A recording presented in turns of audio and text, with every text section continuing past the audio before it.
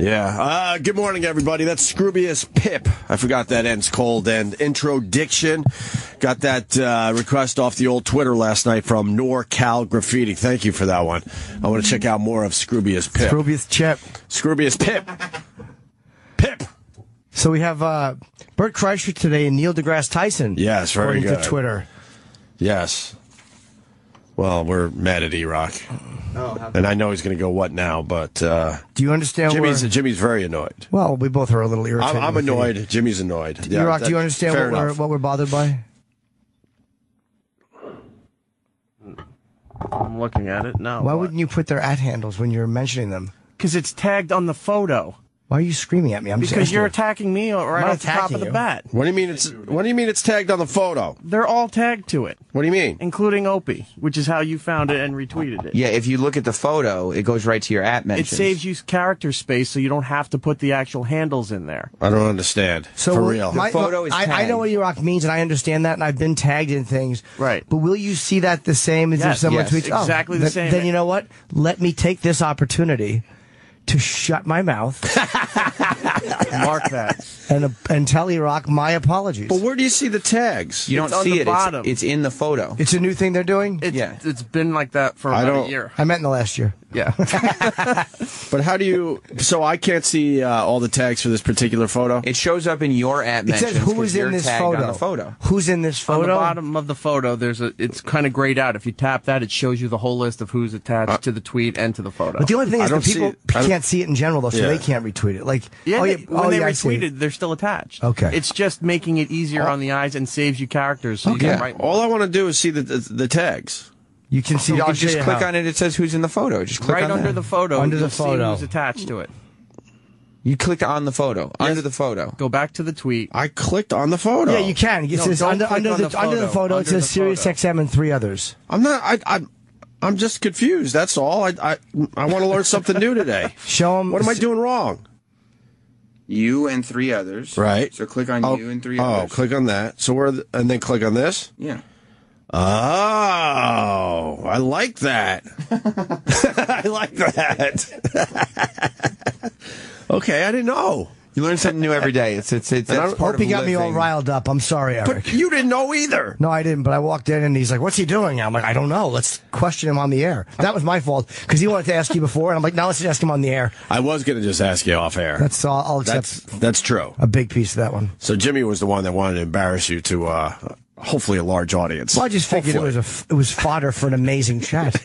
We all learned something today. But these things backfire sometimes. I had no idea about that. It's the same with Instagram. When people say, when we put our photos up and say, why aren't you tagging these people? Right. You tag them on the photo so it saves space in your text. Yeah, because otherwise you got a tweet or an Instagram comment full of and it takes away characters from the space that you want to write. All right, then.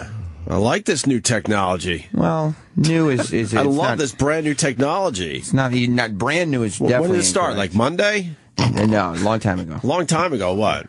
Week ago? No, much longer than that. I did not know, for real. Okay. Yeah. Anyway, good morning to everybody. Yes. Keeping it topical. I guess we'll take Big Daddy's phone call in Florida. Go ahead, Big Daddy. Go ahead. Hey guys, I was just wondering, how did it feel when Arnold Schwarzenegger said it was nice seeing you guys again, and then you had to realize he was only talking to Kevin Pollak? I don't even know if he was talking to Kevin Pollak when he said that, because he said, nice to see you guys, meaning all of us. Maybe, I mean, he's such a big star, he probably doesn't even know if he ever did our show before yesterday.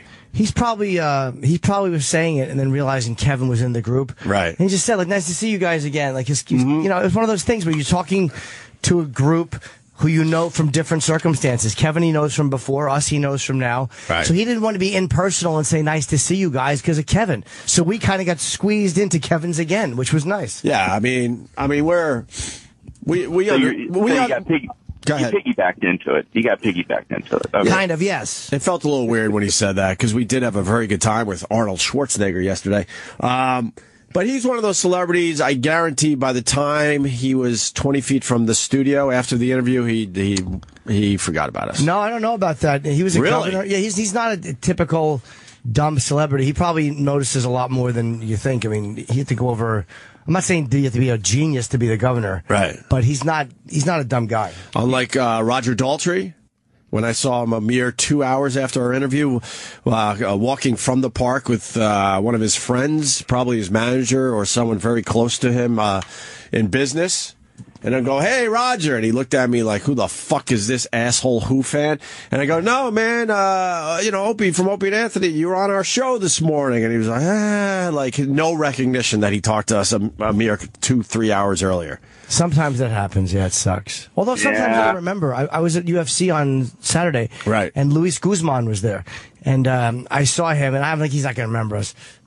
I'm sick of not saying hello to people I like. Like, he was on. He was a nice guest. He was great. Enjoyable guy. He was great. So I walked over and I said hello. I'm like, hi, I'm Jim. We interviewed you. He's like, oh, man. He was very happy. It was a brief hello, but he was nice about it. It wasn't a major... But you could tell there was a recognition there? Yeah, or even if he was making it up. He is an actor, so who knows? Yeah, we do get that as well, but sometimes you got to tell them where they know you're from. That's all. Yeah, there's certainly a bunch of celebrities that forget as soon as they leave the studio, which is all right. Whatever, we all understand what's going on there.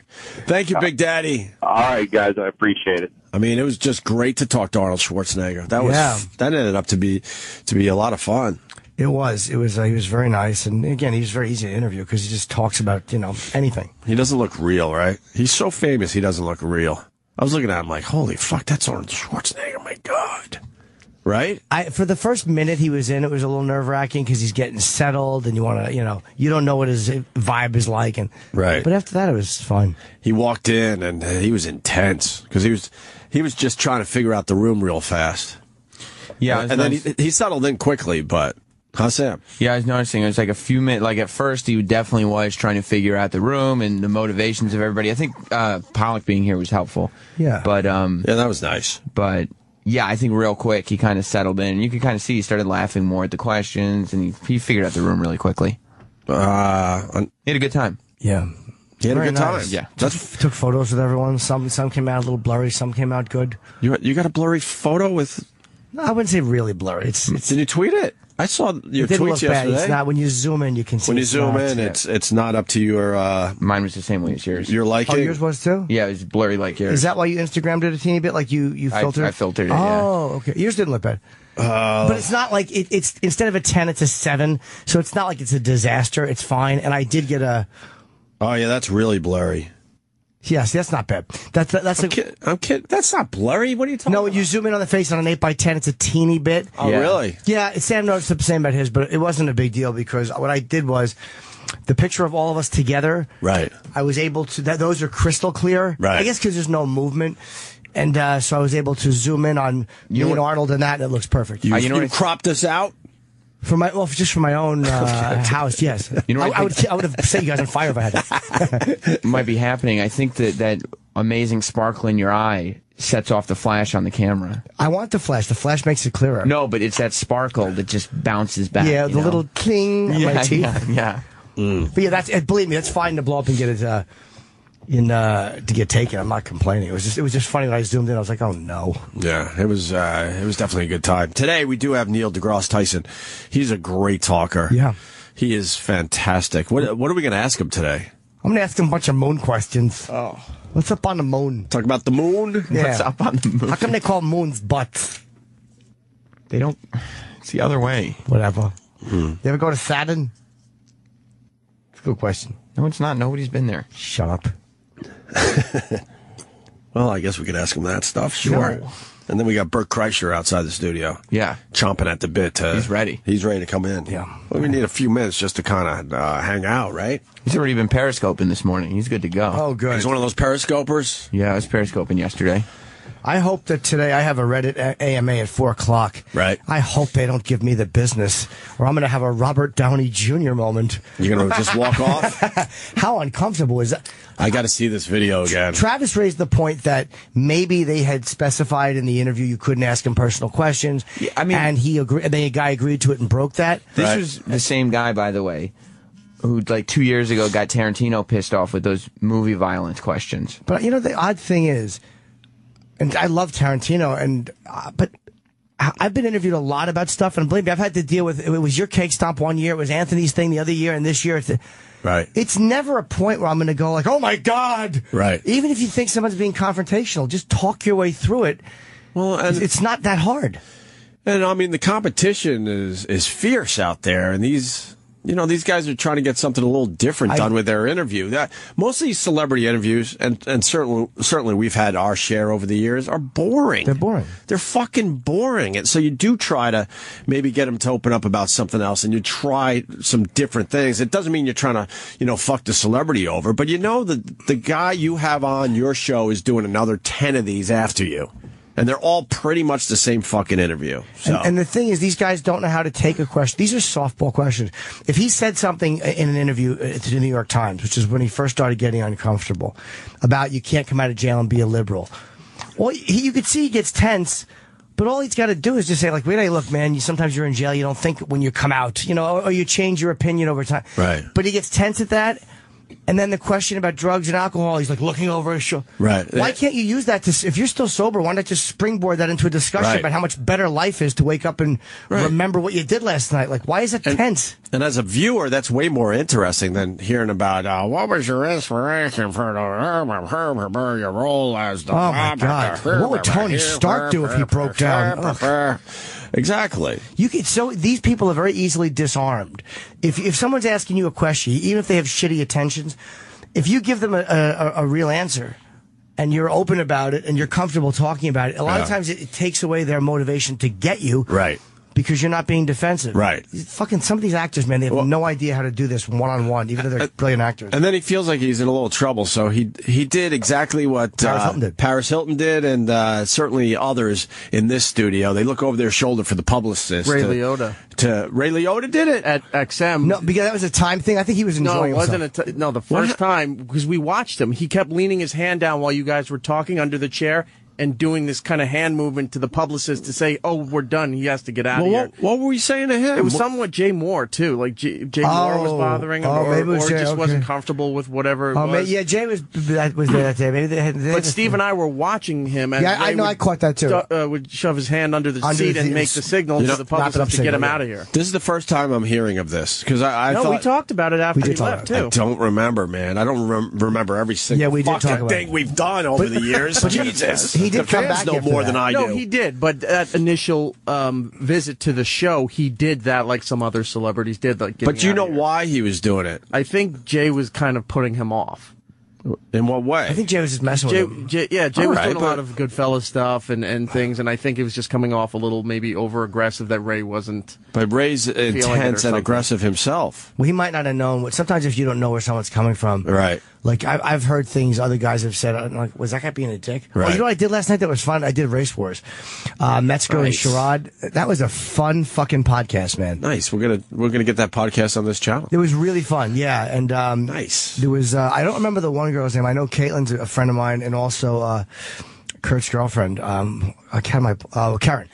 But I don't know who the other woman was, but that was a lot of fun. Good. I just remember that 'cause it was a fun experience. Yay! Aww. Let's look at this interview that went a little weird, awry. Awry. Well, how about a weeder of the Robert Downey Jr. breads. walks off. Just named one. It's for what channel is this? It's for This Channel is 4 BBC, News. I guess, right? No, England. Channel 4 is independent. Channel 4 News in England. In England, In England, okay. All right, let's play this. Well, you have to go. This is the 7-minute version. Yeah. There's a lot of nice Iron Man talk. It's a good interview, actually, at one point about the Iron Man, and he's asking smart questions. But you can see that he's hesitating and hemming and hawing because he knows he's about to get into some personal shit. All right, let's do this. Peckers. I'm not saying that I'm such a fantasist that I felt like I was Tony Stark, but I felt like it was my persona. But none of us are our personas. But he's becoming a much more likable character as well, isn't he? I suppose a better so. man. Yeah, he's becoming a better guy. In a way that you are as well, I suppose. That was a smart segue. Sure. I mean, what I'd really like to ask you about a quote you gave to the New York Times, and I don't want to pry, so if you don't want to talk about it, that's fine. But what you said to the New York Times once was, he's already uncomfortable. it was after your incarceration, and you said you can't go from a $2,000 a night hotel suite to a penitentiary and understand it and come out a liberal. And I just wondered what you meant by that. Well, the funny thing is, and I appreciate your point of view, things that you said 5-7 years ago or things you said in an interview that made sense to you at the time, I could pick that I could pick that apart for 2 hours and be no closer to the truth than I'd be giving you some half-assed answer right now. I couldn't even really tell you what a liberal is.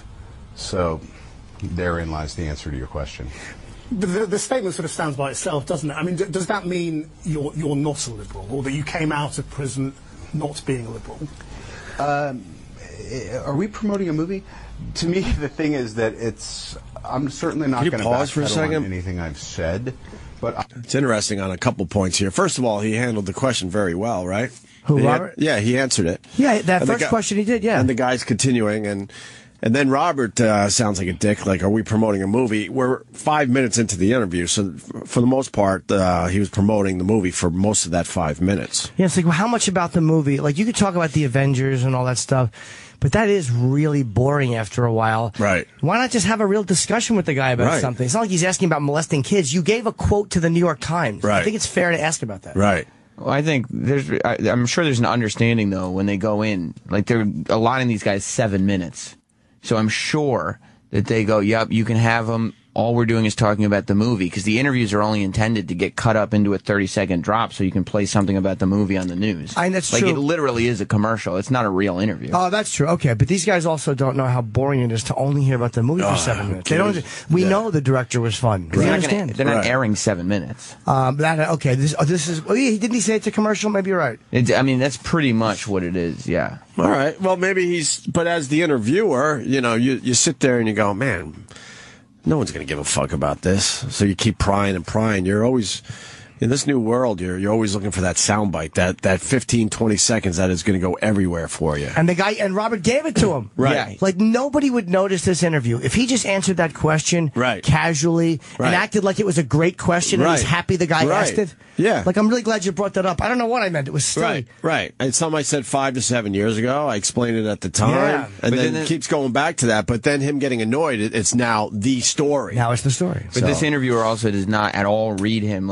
or he ignores him, that obviously he was annoyed of course when he he tell. answered. No, he could and tell. then he just decided to keep pushing and pushing and Well, why pushing. wouldn't like, he could tell, and he was trying to be. That was why he said Tony Stark's a better man, much like you're a better man. Right. Oh, I see what you did there. Just weaseling his way into that question. Yeah, personal question time. I don't really have a problem with what's going on. I don't know about the interview. I don't think it's that bad, especially because it's something that he did say to the New York Times. Let's see what happens now. I wouldn't say I'm a Republican or a liberal or a Democrat. I think when I was talking to the person who was doing the interview that day, and that just happened to be my opinion. That's the nice thing, is you can have opinions and they kind of change and flow. Yeah, well, that's life and that's growing older, I suppose, isn't it? Yeah. I mean, you say we're promoting an interview. I mean, promoting the movie. I mean, obviously you're doing a promotional round of interviews, and that's why we're talking about the movie. But we also would like to talk a little bit about you, and I don't know how comfortable you are, talking about yourself at the moment. You have as much time as anyone else will. Yeah, well, okay, well then let me just ask you a few more questions, and you can answer them if you want to, and not Looks if the you don't want publicist. to. I mean, well, I think we've got 3 more minutes on our agreement. Your foot's starting to jump a little bit. You better get to your next question. He's furious. Yeah. You, the reason I'm asking about the past is that you've talked in other interviews again about your relationship with your father and the role of all of that in. He's furious. The dark periods you entered and taking drugs and drinking and all of that. And I just wondered whether, you think you're free of all of that, or whether that's still something. I'm sorry, I really don't. What are we doing? Well, I'm just asking questions. That's all. Right. Okay. Bye. Thank you, guys. Are you? Oh, well, I'm sorry. It's okay. Yeah, you're right. Thank you. Do you? You seem okay. It's just getting a little dinosaur in your. No, look, I don't want to do that. He said it's just getting a little Diane Sawyer, and you're kind of a schmuck. Right. And I think the publicist said time, meaning that they were keeping him. They were like, okay, he gets 7 minutes. They were. And, like, we're cutting him off. It was time. It was done.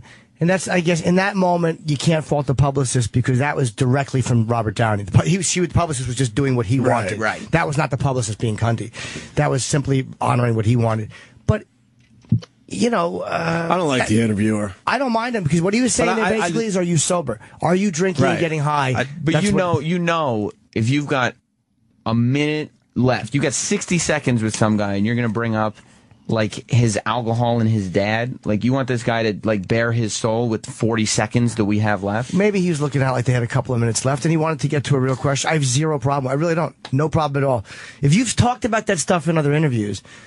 And why should Diane Sawyer be the only one that's allowed to ask you a non-boring fucking question? Or it's got to be set up months in advance and vetted, probably. Yeah. I don't know. But the interviewer kind of bothers me in general. I think he was just nervous He's a little going wormy. into this. Yeah, maybe. He's a little I think he's wormy looking because for that. Robert Downey Jr., he even pointed out, look at your leg, you know. He was getting all nervous because I think he was trying to get, you know, some big soundbite from him. Maybe. But there was He a way- could have that Has interviewer- Robert Downey Jr. talked about that in recent years? I honestly don't know.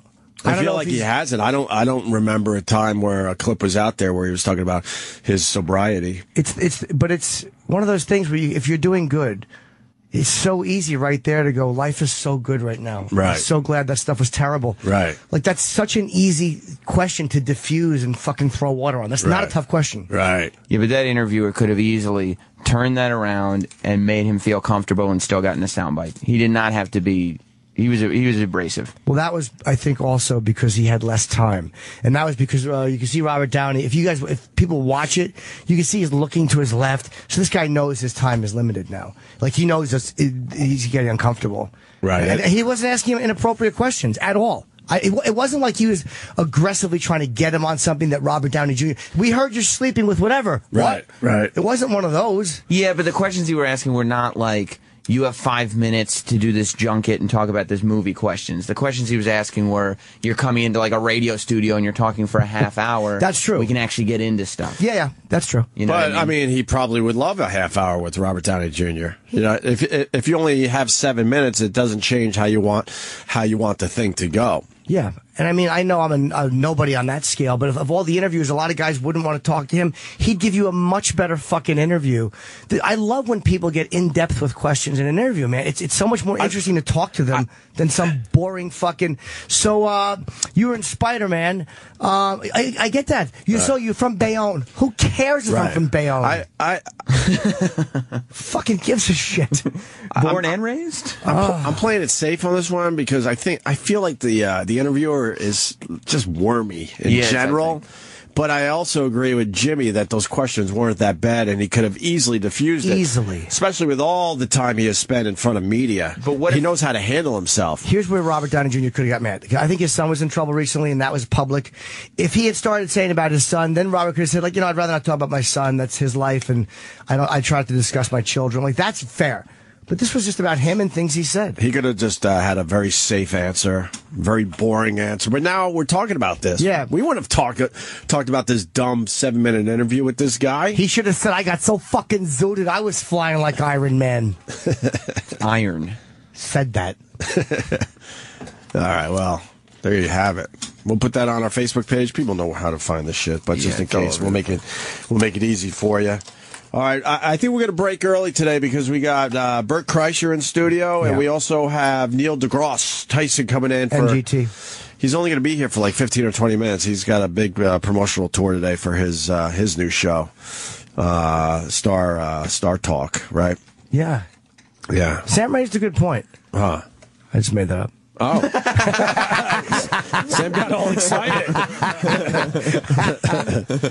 How about this? We could maybe do a speed round with Neil deGrasse Tyson. If you got a question for him, give us a call.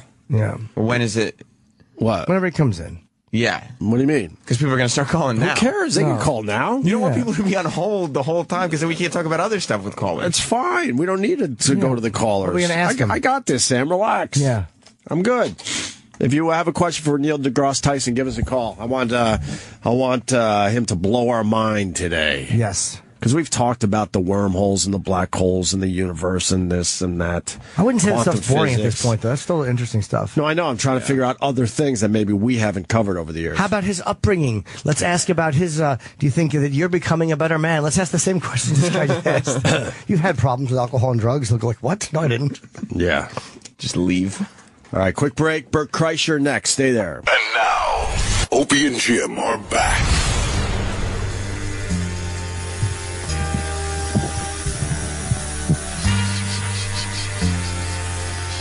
For John Cena? Yeah. Too many wrestling guys around this joint. How old's John Cena? He used to do our show a lot. Yeah. 38 years old? 38 years old. All right. Well, tell John Cena to come back and say hi to us. Love to have him. Where's Boyd? Let's get Bert Kreischer in here. Good old Bert Kreischer. And then we got Neil Tyson. Neil deGrasse Tyson coming in about 5-6 minutes. Yeah. Hi, Bert. What's up, Bert? Yep. How are you? We're on the air, so don't say anything racist. You just... I do that to my wife. When I'll call her from stage, I go, hey, you're on the stage, don't say the N-word. What are you eating? Eating a bagel. They don't like when you eat on mic. We all. Oh, yeah, bullshit. The fucking... They don't like it. Did I was on your podcast and I had some candy, but I remember I moved the mic and I come. Right. Oh, yeah. They beat the shit out of us for that. Yeah. We finally stopped eating on mic. It's the only reason I got into egg whites. Why? Because you guys were eating egg whites every fucking morning. Egg whites and oatmeal. You guys were healthy, and I felt like a fucking piece of shit on the road. And I would listen to you guys like on the app, and you guys were all being fucking healthy in the morning. Well, you gotta. Yeah, I agree. Health is important. I took a blood pressure medicine this morning. I should be good. Okay, good. I was out drinking late last night. We all have the same creepy jacket. Really? You're sitting against a jacket that's exactly the same. Yeah, my jacket is like yours, which is like Norton's. Well, all three of us have those. Mine. That was a college thing that you probably... No, I don't know. Maybe... What? Do you remember in college, like, the Gap would be big, and then you go into class and you see dudes wearing the exact same outfit you were wearing? Of course. Of course. I used to shop at the Gap all the time. I finally had to say goodbye to the Gap. I just got For back that into reason. the Gap. Really? Oh, yeah. That's my jeans. You They go make Gap jeans? Great... Gap makes great jeans. Nah, you gotta And then go- I go B-Rep shirts. Right. And then I'm Fry boots. You got to go Diesel jeans. Diesel? Diesel jeans. Yeah, why not? Those are great. Diesel? Yeah, I love a good diesel jean. No, I don't care. I don't have any brand. What's wrong with preference. Diesel jeans? Ah, come on, man. What are you? A bouncer? Diesel jeans? Yes. Dude, I come found on. my jeans Opie, at Diesel. You are a 57-year-old white man. I'm 57 years young. It's a good age. You need Gregorio. to accept your breeding. I did go Gap jeans for a long time, and then I went to Abercrombie and Fitch. Yeah. I even took a step at the polo jeans one time. Do you know what were really good fucking jeans? What? Were I had a The Nortons. Yes, I got it. Oh, by the way, Jim, your Rogan appearance was fucking awesome. Oh, thank What you. dissecting Chip and Uncle Paul Oh, thank and you. to your girlfriend, that is maybe the greatest fucking thing That's creepy. to do to a Thank you. fucking... Oh, I loved it. I was in a car howling, laughing, and her going, I'll take the salmon, and you going, how much is that? Yeah, how much is that? Oh, she fucking hated that. I used to, back in the day, I would be in the car with Jimmy and his girlfriend, and she would have to talk to the characters. I thought, what the fuck? These guys are, doing this on purpose. And then I learned, no, she has to talk to the characters besides Jim Norton. I think it's great. I wish I had a amazing. character for me and my wife. Yeah, it's wonderful. Some of the most compelling radio was when you'd have girlfriends in here that were comics, and you wouldn't mention who they were, and I'd be fucking stewing, like texting Sherrod, texting everyone, who's Jim fucking? And but I think I found out who it was. That's years ago. It was a very long time ago. Yeah. Yes, And it we were was. dating. Like, I never just picked off a comic and fucked her. I really didn't. It's not because I'm a good guy. It's just none. It just you never blame them? happened. Yeah, they see behind the curtain, and they know that I'm the same joke behind it that I am in front of it. You certainly tried. Yeah, I've tried with a You few. certainly tried over the years. But I've never been that creepy with female comics. Like, Yeah. I've worked with Annie Letterman on the road. I've never worked with Nikki Glazer, but Amy was on the road with me, and never, nothing, not even tried. You Yeah. didn't try with Amy Schumer? Never. I definitely could have fucked Amy. Really? Oh yeah. No, was she ever that? Oh, dude, no, I've trust me. never seen her that That's my depressed. wheelhouse. That's my wheelhouse. Oh, really? I used to pick kids like that off like a sniper in college. You really feel like you could have got I used to Amy tell her that. Schumer. I used to tell her that all the time. Really? I go, just so you know, I Yeah. could fuck you if I wanted. And I was married. I was married at the time. Right. And she's like, no, you couldn't. I was like, definitely could. I definitely could. She's like, you have no fucking shot. I was like, that because you're saying that. That's how I know I could. What would be your move? Just listen to her for a little bit. That does go a long way. We used to let If you Amy can listen to some of that babble, it really helps you out.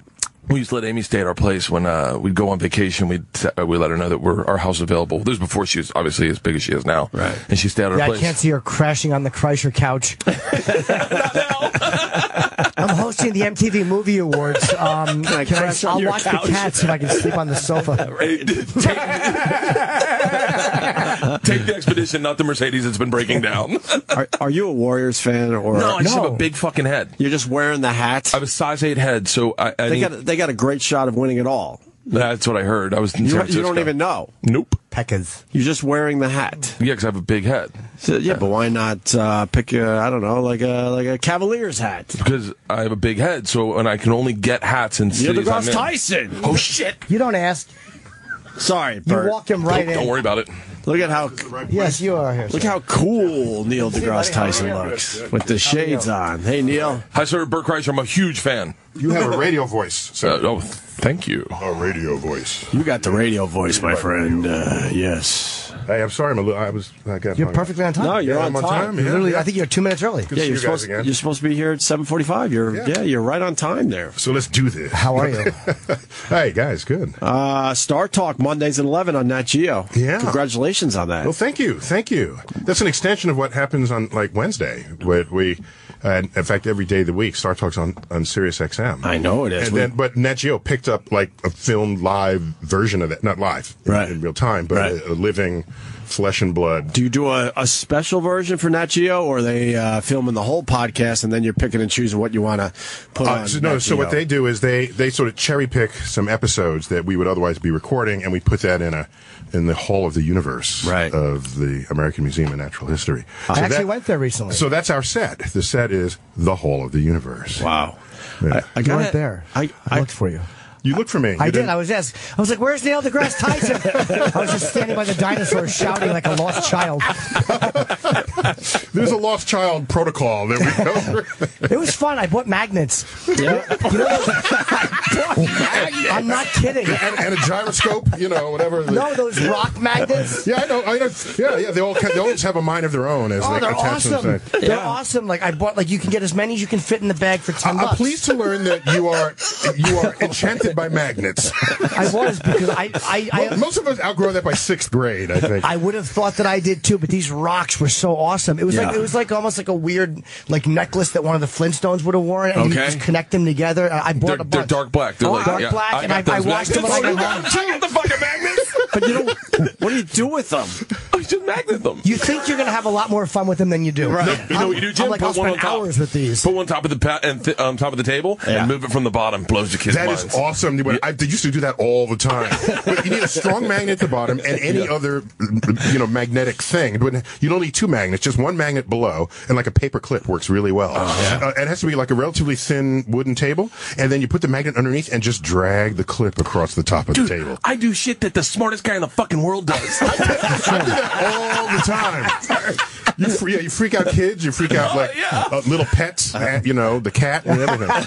That's what we did before the laser. To freak out the cat. You move stuff on the table. Oh, in the end, he's just a goofball like the rest of us. I love it. I love it. I've brought your name up. What was the video you did where you walked down the beach with the dog? That was in Cosmos. That was in Cosmos. Yeah, that was an episode of Cosmos. And you were talking about but first, if you're curious, I'll tell you how difficult that was to film. But I'm walking down the beach with the dog, and the dog is meandering to my left and to my right, and I'm just keeping my vector.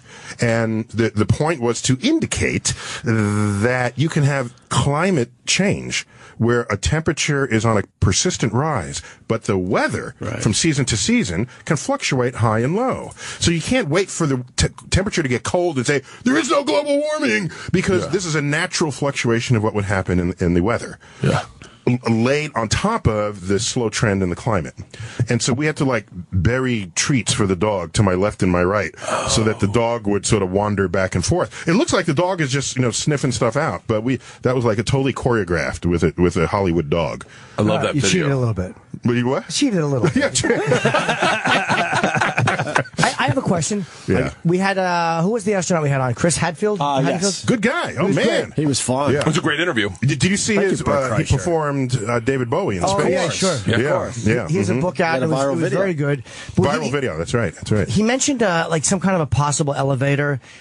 In Space elevator. Yeah, and he talked about it briefly, but how would that work and what would they build it on? By the way, first of all, I know someone who's already composed space elevator music. It exists in the musical repertoire. So here's the philosophy behind it. All right, there's all this cost of launching to get into orbit. right? You just look at them. It's beautiful to watch, and who doesn't love a rocket countdown?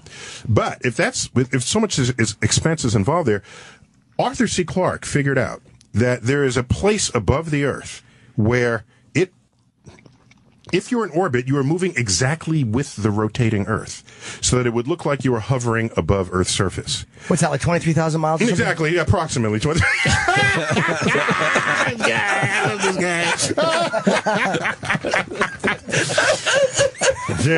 Jim is like closet nerd. At home, he's studying Einsteinian relativity.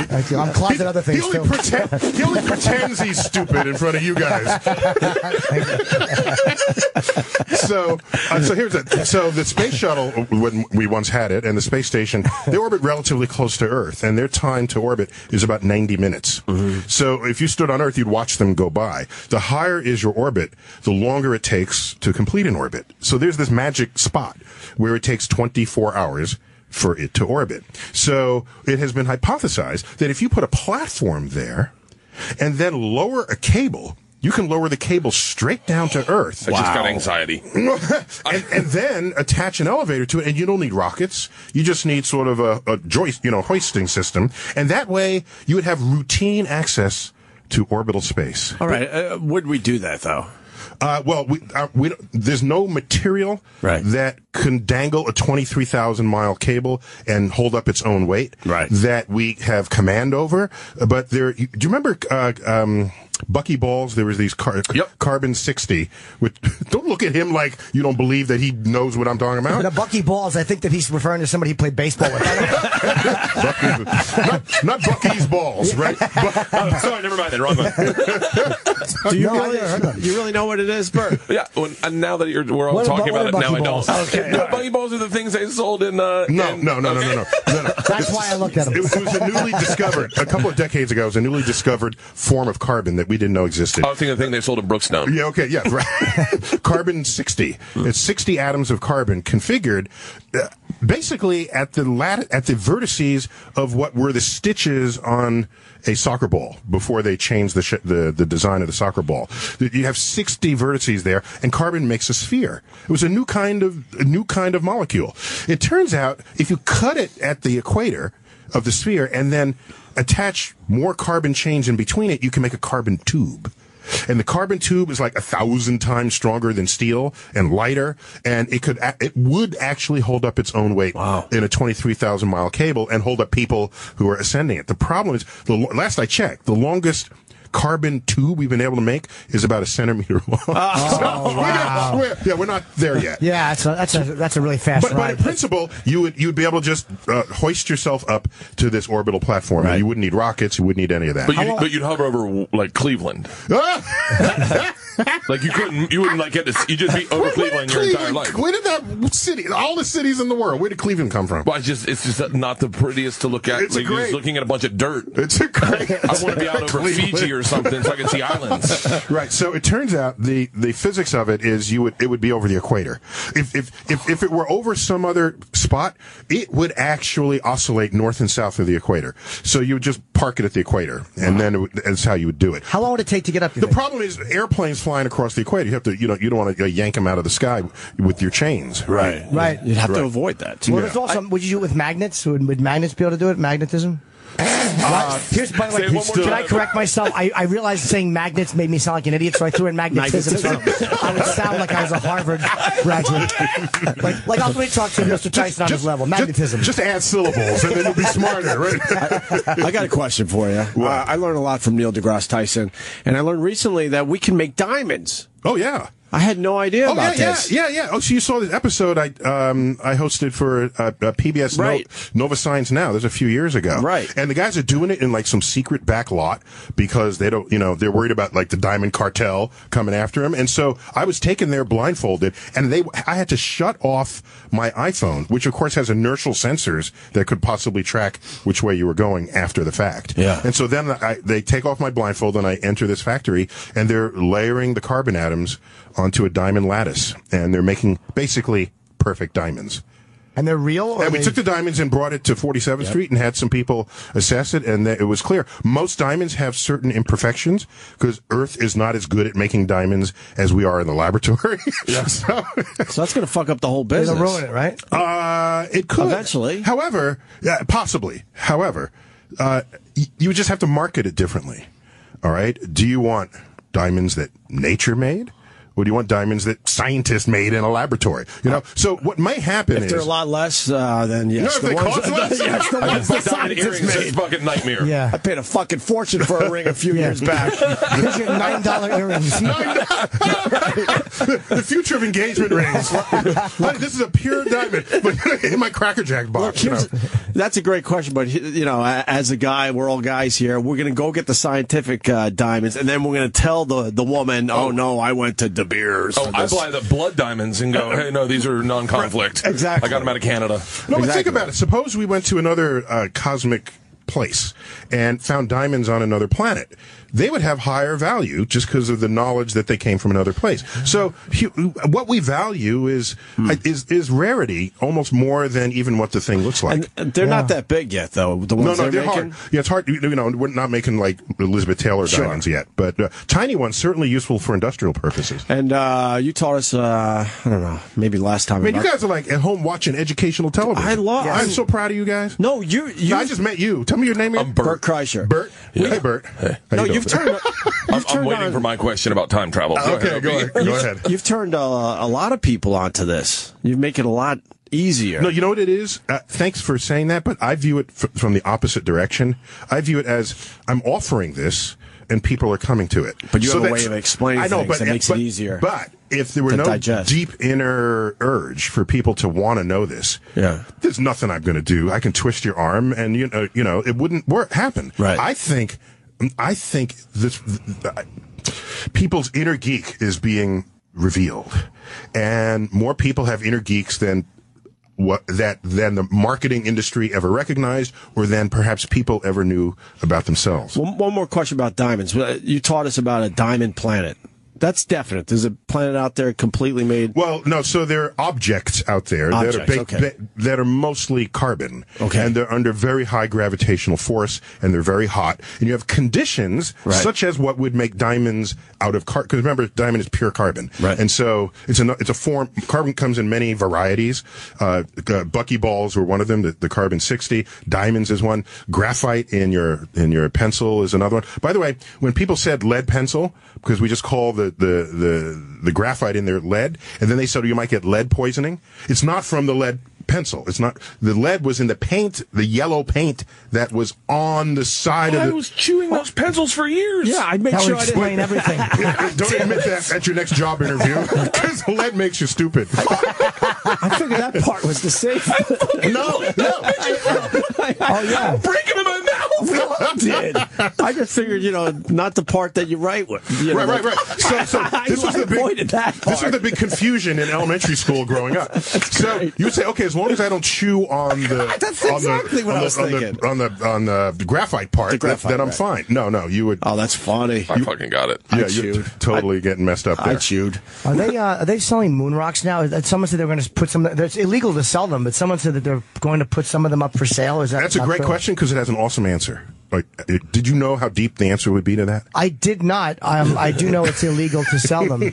Yeah. So moon rocks were brought back from the moon by the Apollo astronauts, and all five, Apollo 11, 12, 14, 15, 16, 17. So there's 6 missions. 12 human beings walked on the moon.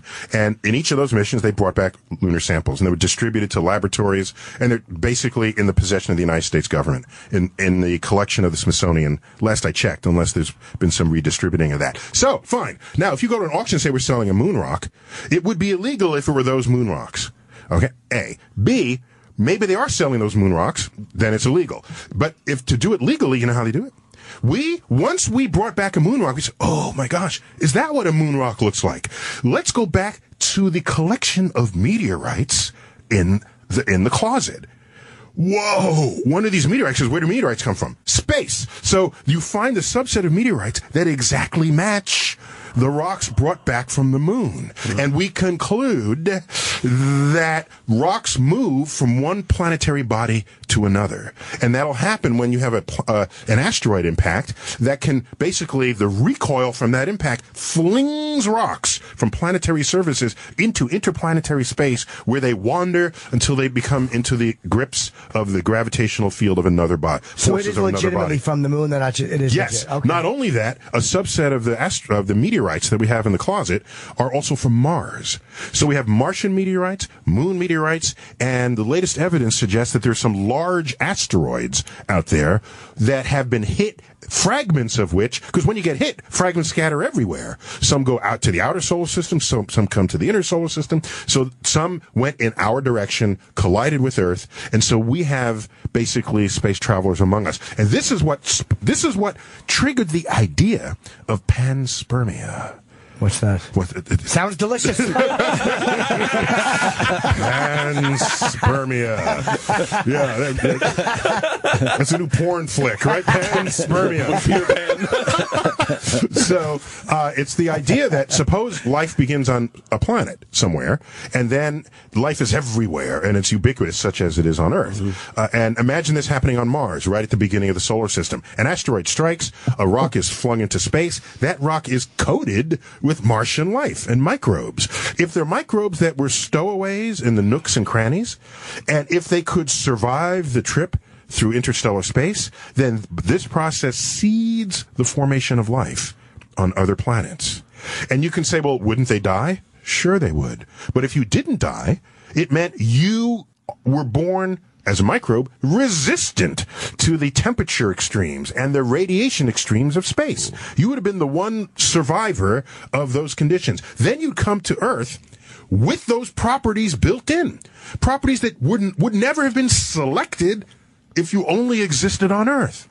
On Earth, we find a category of life that we call extremophiles that thrive under conditions that would render us dead fast. And so it's been hypothesized that some of these microbes that do resist extremes of temperature, the tardigrade, you can practically, it's a tiny little microbe. It's also called a water bear, the cutest little bugger you ever saw. But it's microscopic. Yeah. All right. If you freeze dry that thing, all right, put it in a suspended animation, and 10 years later come up and add water to it, it comes back to life. So why would it need to have that property? Unless it's one of the survivors on the interplanetary ship called panspermia. So you're saying that's how we may have gotten here? Or is it we may have been blasted out from somewhere? We cannot exclude that possibility. God damn it. Here's the problem with you, is that I'm now going to try to repeat that at a party, and it's just going to come out some guy in the closet with hemorrhoids is selling rocks from everywhere. Yeah. And fucking Peter Pan came in his pants. Here we go. Yeah. And there's life in these rocks. When will your brain blow up? Yeah. Do you just go to bed and stop your brain, or does your brain just keep going when you're laying in bed? No, it's in fact, I do have to slow it down a bit, otherwise I don't go to sleep. So there are ways to slow it down. Just put on TV. Drink a little wine. It slows down the brain entirely. I've spoken to people who meditate, and I found out why they meditate, and I've never really had that need. So no, I've never meditated. I have nothing against it. I've just never found the urge, let me meditate now. No, I've just never had that urge. So those who do say they can find their inner self and they have peace and that, and I'm born and raised in New York. I'm not looking for peace. You just want noise all the time. Right, exactly. I was asked by. I'm trying to get away from the noise. I was asked by a newspaper one time, where do I go? What place in New York do I go for peace and quiet? And I said I said a noisy bar. Really? Yes, because a noisy bar, everybody's busy doing their thing, and I'm with my own species. Right. And so there's a certain comfort level there that I have, having grown up in New York City. And so once that happens, it becomes this background din, because there's a cacophony of sounds. Therefore, there's no sound at all. There's no meaningful sound, since it all blends together in the background. And then I enter this acoustic cocoon, and I can have deep thoughts under those conditions. Just go to Central Park. What are you talking about? I like the bars. Speaking of smart, do you remember the time that you realized you were smarter than your teachers? I don't. Yeah. Do you, for real? Well, it's not so much smarter, because who knows what that word even means. But I realized I knew stuff that the teacher didn't know. At about what age? I was in kindergarten. No, come on. Yes. I drew a picture of that. We had to draw some scene. And I drew a picture of the night sky, and I drew the sky with my black crayon, and I put some stars in it. And the teacher said, "No, the night sky is dark blue." And I said, "No, it's black." Well, I mean, you can't argue with your teacher, but we were differed on that point. Over the weekend, the teacher comes back the next Monday and said, I'm sorry, it was my mistake. Yes, space is black. You were 5. Yeah, about 5 or 6, yeah. Holy crap. But that's not any big, deep thing. It's just I looked up before, and she hadn't at night. Even though I grew up in New York, I know what colors, where you get a blue color is from daylight. Mm-hmm. The sunlight scattering into Earth's atmosphere, and at night, the sun isn't up. So it's black where there aren't stars. So that was one. And then in 9th grade, I reported on the geographic latitude of New York City. Well, the teacher said, this is a stupid thing, but I knew it and they didn't. The teacher said New York's latitude was 43 degrees north. And I said, no, I think it's 41 degrees. And he said, no, I'm quite sure it's 40. And over the weekend, he comes back and apologized, saying, you're right, it is 41 degrees north. And so you didn't have the internet back then. No, yeah, back in the old days. Makes it even more brilliant. No, so they just, I knew it. And so, but by the way, that's important because it tells you that people who are otherwise tasked with teaching you don't know everything. And that doesn't devalue what they do or who they are, but it tells you that there are still things that anyone can learn. And in math, we would call that an existence proof. It's, wow, this person does not know everything. I might have to learn some of this on my own. And it changes how you approach knowledge and the quest to learn what the universe is and what our place is within it. What was the last thing you learned? Oh, I try to learn something every day. All right, what was the last thing? Do you know offhand? Every day. Yeah, it must have been yesterday. Hang on. If you give me a second, okay. I'll get that. Just being as smart as you are, does it make like watching like movies like Project Almanac or something about time travel just boring? She's like, that's not. No. Entertainment is entertainment. So no. I mean, yeah, I'll be watching it, and see if what they got right, and if they pretend, if there's a pretense that they want to get stuff right, then they got me paying closer attention. Oh. If there is no pretense, I'm not paying it any mind at all. Like, for example, in Star Wars. There is no pretense of any physics in Star Wars at all. All right? And Did I make any mistakes? So instead, what you do when you have a movie like that is you comb it for things that they happen to get right. So, for example, in Star Wars Episode 4, if I remember my numbers right, there's the scene where Luke is in the desert and he's looking upon the twilight sun, and it's a double star. There are 2 stars setting, and that became an iconic image of the series even. And I and my astrophysicists know that more than half the stars you see in the night sky are double or multiple star systems. So this is the first time a science fiction story captured that in a beautiful romantic way. And so kudos to that scene, because that's exactly what a double sunset would look like. Would you go to space if you could? That sounds like a childish question, but they're talking about taking like non-astronauts into space. Yeah, so you have to ask. I have a different definition of space than does NASA and perhaps most everybody else. Do you remember the dude who jumped out of a perfectly good balloon? Felix Baumgartner. Felix Baumgartner? Okay. Yes. How was that marketed? Edge of space jump. Remember that? That was the Red Bull tagline, all right? So then I ran the numbers on it, and I said, well, okay, actually, if you scale Earth down to a schoolroom globe and ask, where is he standing relative to the schoolroom globe? It's 1/16th of an inch above the surface.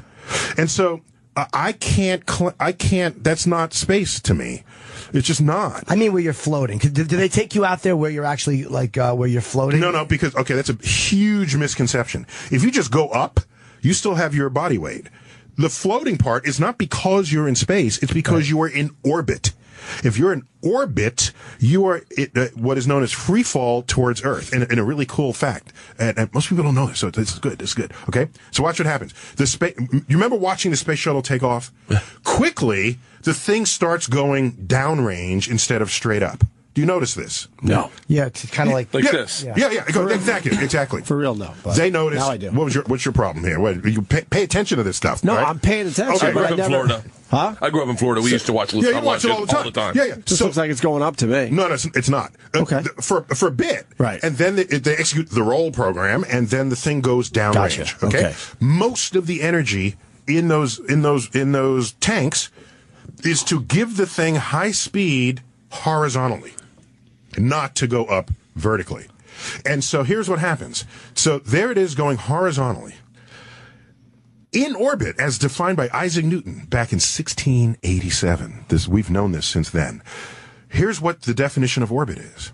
You are going sideways so fast that as you fall towards Earth, the curvature of the Earth curves away from you at exactly the same rate you are falling towards Earth, and you never actually collide.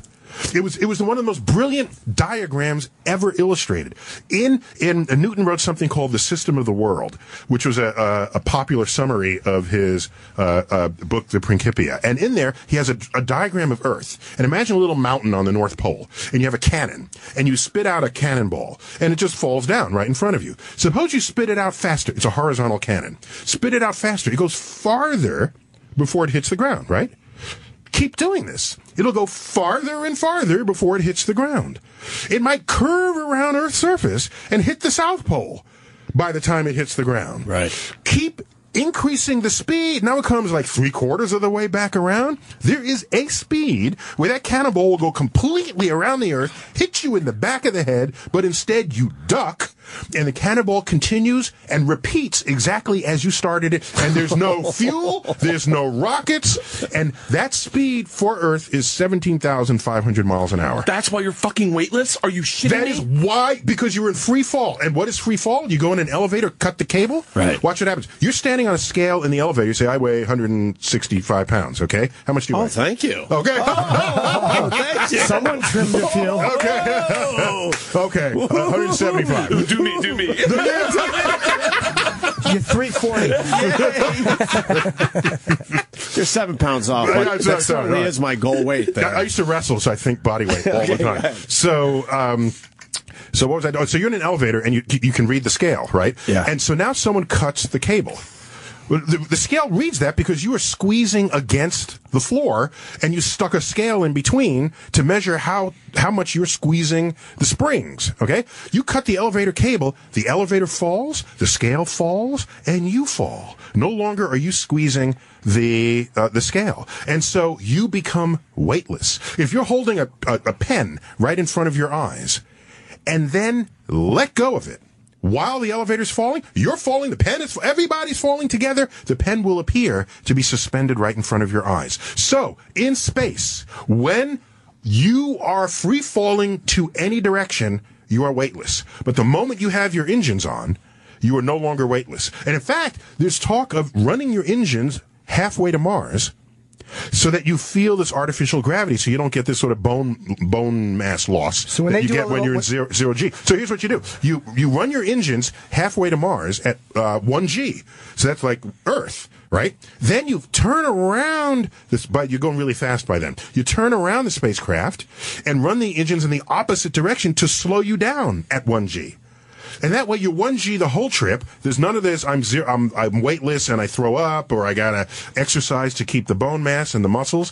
And so that's another way to do this trip. Wow. Or you spin up a space station and then you live on the perimeter of it, which is what was shown in 2001, A Space Odyssey. Fascinating. Yeah, so when they're doing like a quick course correction, or they have to do to avoid something, they actually lose their weightlessness when they do that. Oh, if they run the engines, what'll happen is everything that's floating, you'll see it drift to one side or another. And during the time, they can move the ship. If you're floating in the air while they're moving the ship, you're still weightless. but the ship will then catch up with you to one side, and then you'll feel weight just as long as the engines are So burning. you'd want to be on the space station at least. I wouldn't mind, but if you're going to put me in space, Yeah. I want to go somewhere. I don't want to just be driving around the block all day. Look, but up until 1972, we were going places. We went to the freaking moon. And by the way, you want to know how far away the moon is by comparison? But you know how high up the space station is orbiting? About 3/8 of an inch above Earth's surface. And we've been calling that space. 3/8 of an inch above a schoolroom globe. Right. So we've been calling, and to me, the astrophysicist, that's not space. If you want to put me in space, send me somewhere. Send me back to the moon, onto Mars, to an asteroid, or to a comet, and ride a comet around the sun. That's where I want to go. If I'm going to risk my life going into space, that's what I want to do. I don't want to just go driving around the block. Is space tourism doing? Oh, sorry. Is space tourism doing that? Because I meant in orbit, like where you feel like you're floating. Okay, so here's the thing. You can go into orbit and you're weightless continuously. The cheap way to do that is they take you up to like 60 miles. Okay? And at that altitude, the atmosphere is so thin, it's no longer glowing sky blue, and you can see stars in the daytime. All right? So that's the operational definition of what people are calling space. I personally don't like that definition because it means if our atmosphere were half as thick, then space would be at 30 miles. If it was 1/4 as thick, then space would be 15 miles up. If we didn't have atmosphere at all, it would just be Earth's surface. So what does it mean then to define space just above your atmosphere? So, but here's what happens. They take you up to that height and then sort of shut off the engines and you start falling to Earth. That's no different from cutting the cables on an elevator. So you're weightless for like 5 minutes or something, depending on how high up they go. The vomit comet. The vomit comet. Right. It's in a trajectory. The vomit comet would go in a trajectory where they shut off their engines, and it takes a sort of a parabolic path back to Earth. And during that time, you are weightless just as you would be if you were in orbit. But in orbit, you're weightless continuously. The elevator experiment sounds great, but you can't tell anyone about it. Yeah. So I had the pen in front of my eyes and it's floating. Well, that's the problem. You can't tell anyone at the end of your experiment. The first rule of scientific experiments, you want to be alive at the end of the experiment. Well, there was one elevator that fell. The elevators have something called I think it's called the Governor, which will eventually grip. And in the Empire State Building, one fell a few years ago. Almost 80 stories, I want to say. But the people lived because eventually it slowed it down, whatever. It gripped, yeah. I'm hearing you got to go, but to quickly, isn't it a shame that we didn't go back to the moon since, 1972, I believe? What do you think my answer is to that question? Oh, I think you're going to say... Frustration. No, I guess my point is we had a great start, and 72, we just pretty much stopped as far as that goes. Yeah, we should have been on Mars by now. Right, so hey, could you real quick explain the moon in inches from the school globe? So all right. So thanks for that. So if you have a schoolroom globe of the Earth, you can ask how far away is the moon. Now we're so accustomed to seeing that distance represented in a textbook where the Earth is on one side of the page and the moon is on the other. Most people get that wrong. They would put it maybe 2 feet away or something. No, the moon would be 30 feet away from that moon across. Outside your room in the neighboring room. This is a sense of why the astronauts really went somewhere rather than just driving around the block. Now you want to know where Mars is? Mars would be a mile away. No kidding. Yeah. Wow. Really fast, the Horizon satellite. I don't know what is that. I don't know. The New Horizon satellite. Sorry. New Horizons. Yeah, sure. That's like next month. It will be closer to Pluto. We're close. It will be close enough to Pluto to take photos that are better than the best photos we've ever been able to take with Hubble. So you're going to start seeing photos of Pluto making headlines beginning next month. Then in July, there's the flyby of Pluto, where we get the best images ever. And we'll learn Pluto and its system of moons. It's got at least 5 moons. And so even though I was, raked over the coals for participating in the reassignment of Pluto's status, this is a great thing. Pluto's been in our culture for 80 years, and it's high time we've got some good data on it. We're going to get to know Pluto. Hey, that's a beautiful. That's beautiful, Pluto. Jim. That's beautiful. Thank you very much. Neil deGrasse Tyson has to leave. It's Star Talk. It's Mondays at 11 o'clock on Nat Geo. But it's the first talk show on science ever in the history of television. We did some homework on that. We think that's correct.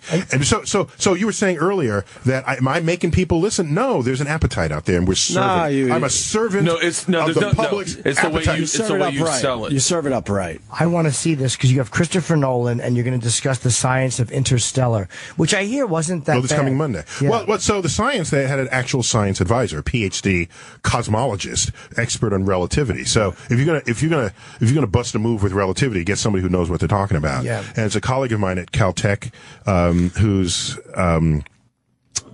Kip Thorne is his name, and he was not only advisor to it, he helped advise on the story, as well as he became executive producer. So on the graphics, right, to make it look so realistic, because I've had certain wormhole theories which were just shot to heck. He's got it. They're panicking. Okay. All right, you got TV. Neil deGrasse Tyson, All always right, a guys. pleasure. Neil Tyson on Twitter. Thanks for having me, guys. Good to see you. Talk Good to meet you. It was Mondays very at good meeting you. 11 p.m. on Nat Geo. Hey guys, welcome back. It's not a welcome back. FanDuel is changing the way people play fantasy baseball. I'm bad at this. It's more fun than ever signing up now to play one-day fantasy baseball at FanDuel.com. FanDuel.com, the leader in one-day fantasy baseball for real money without immediate cash payouts.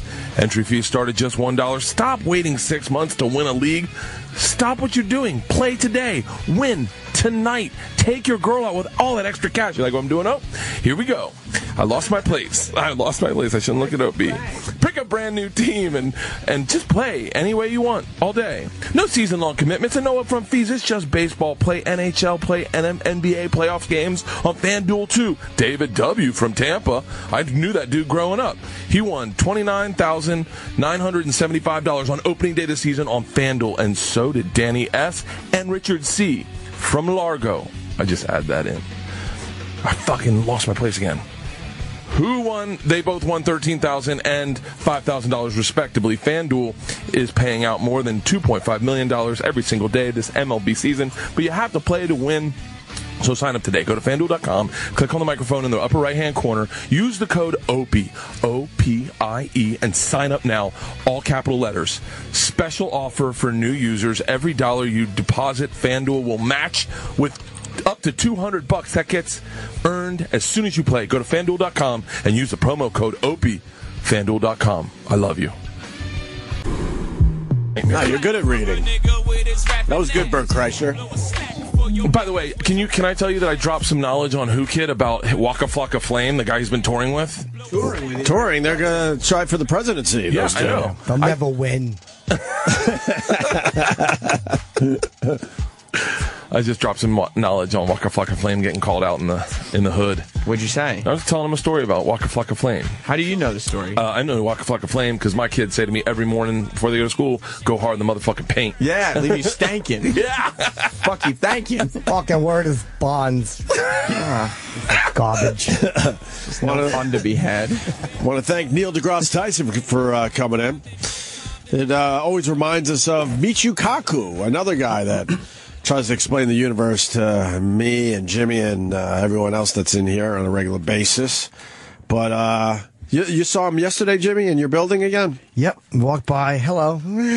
Again? Every time. Unbelievable. Every time. I guess because he doesn't want to be distracted with all the stuff he's thinking about at that very moment, right? He could say hi, I guess. It would be nice. He could say hi. Bert. Yes. You asking do me next is going to make me laugh all day. It's going to make me laugh all day. do me. That makes my day. He's Neil deGrasse Tyson, very kind when he's trying to figure out how much you weigh. Yeah. He gave me a nice 7 pounds less. It's going to make me feel good all day long. It was a good call. Did you just get back from New Zealand? No. I was in New Zealand, though, recently for Trip Flip. I think we might have talked about that on the phone, actually, maybe. How was it? It was fucking insane. Everyone talks about how amazing this place is, and if it wasn't so damn far away, It's not that far. They would either visit it more or go live there. It's not that far, comparatively speaking. I mean, I went to Vietnam recently, and it was a 33-hour flight home. That is aggressive. It's just, out of L.A., it's a 13-hour flight. It's extremely doable. It's just like flying to London from L.A., in my opinion. Right. It's just, it's just a couple more hours. And It is, and I say this honestly, it is otherworldly. It is like a place you've never seen. We were down in Queenstown, and it's the most beautiful place I've ever been. The people are all gorgeous. It's like Australia, but much more textured. Like Australia in the Rocky Mountains, but with like parts of Switzerland and Germany.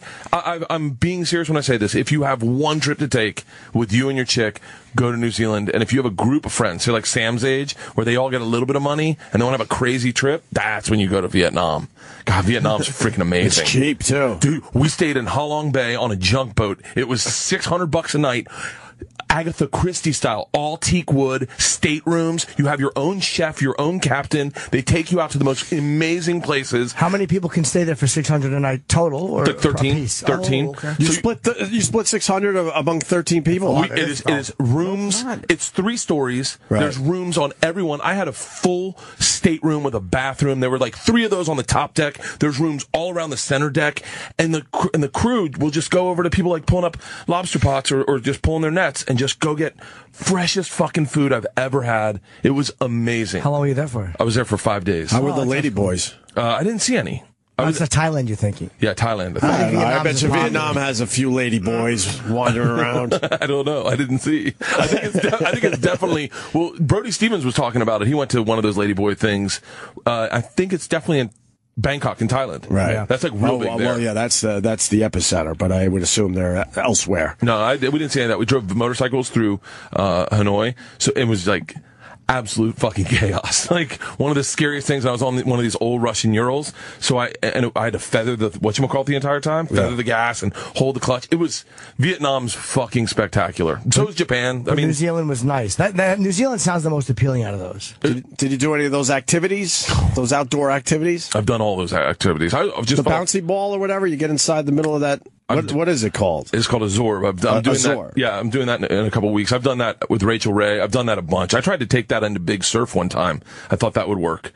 Like get inside there, go out into the waves and get thrown around. I thought that would be badass. Right. But it's a very dangerous because you're trapped inside plastic. So if it pops, you just suffocate and die. Right. I didn't think that went through. Did you try it though? I tried, yeah, and they stopped me very quickly.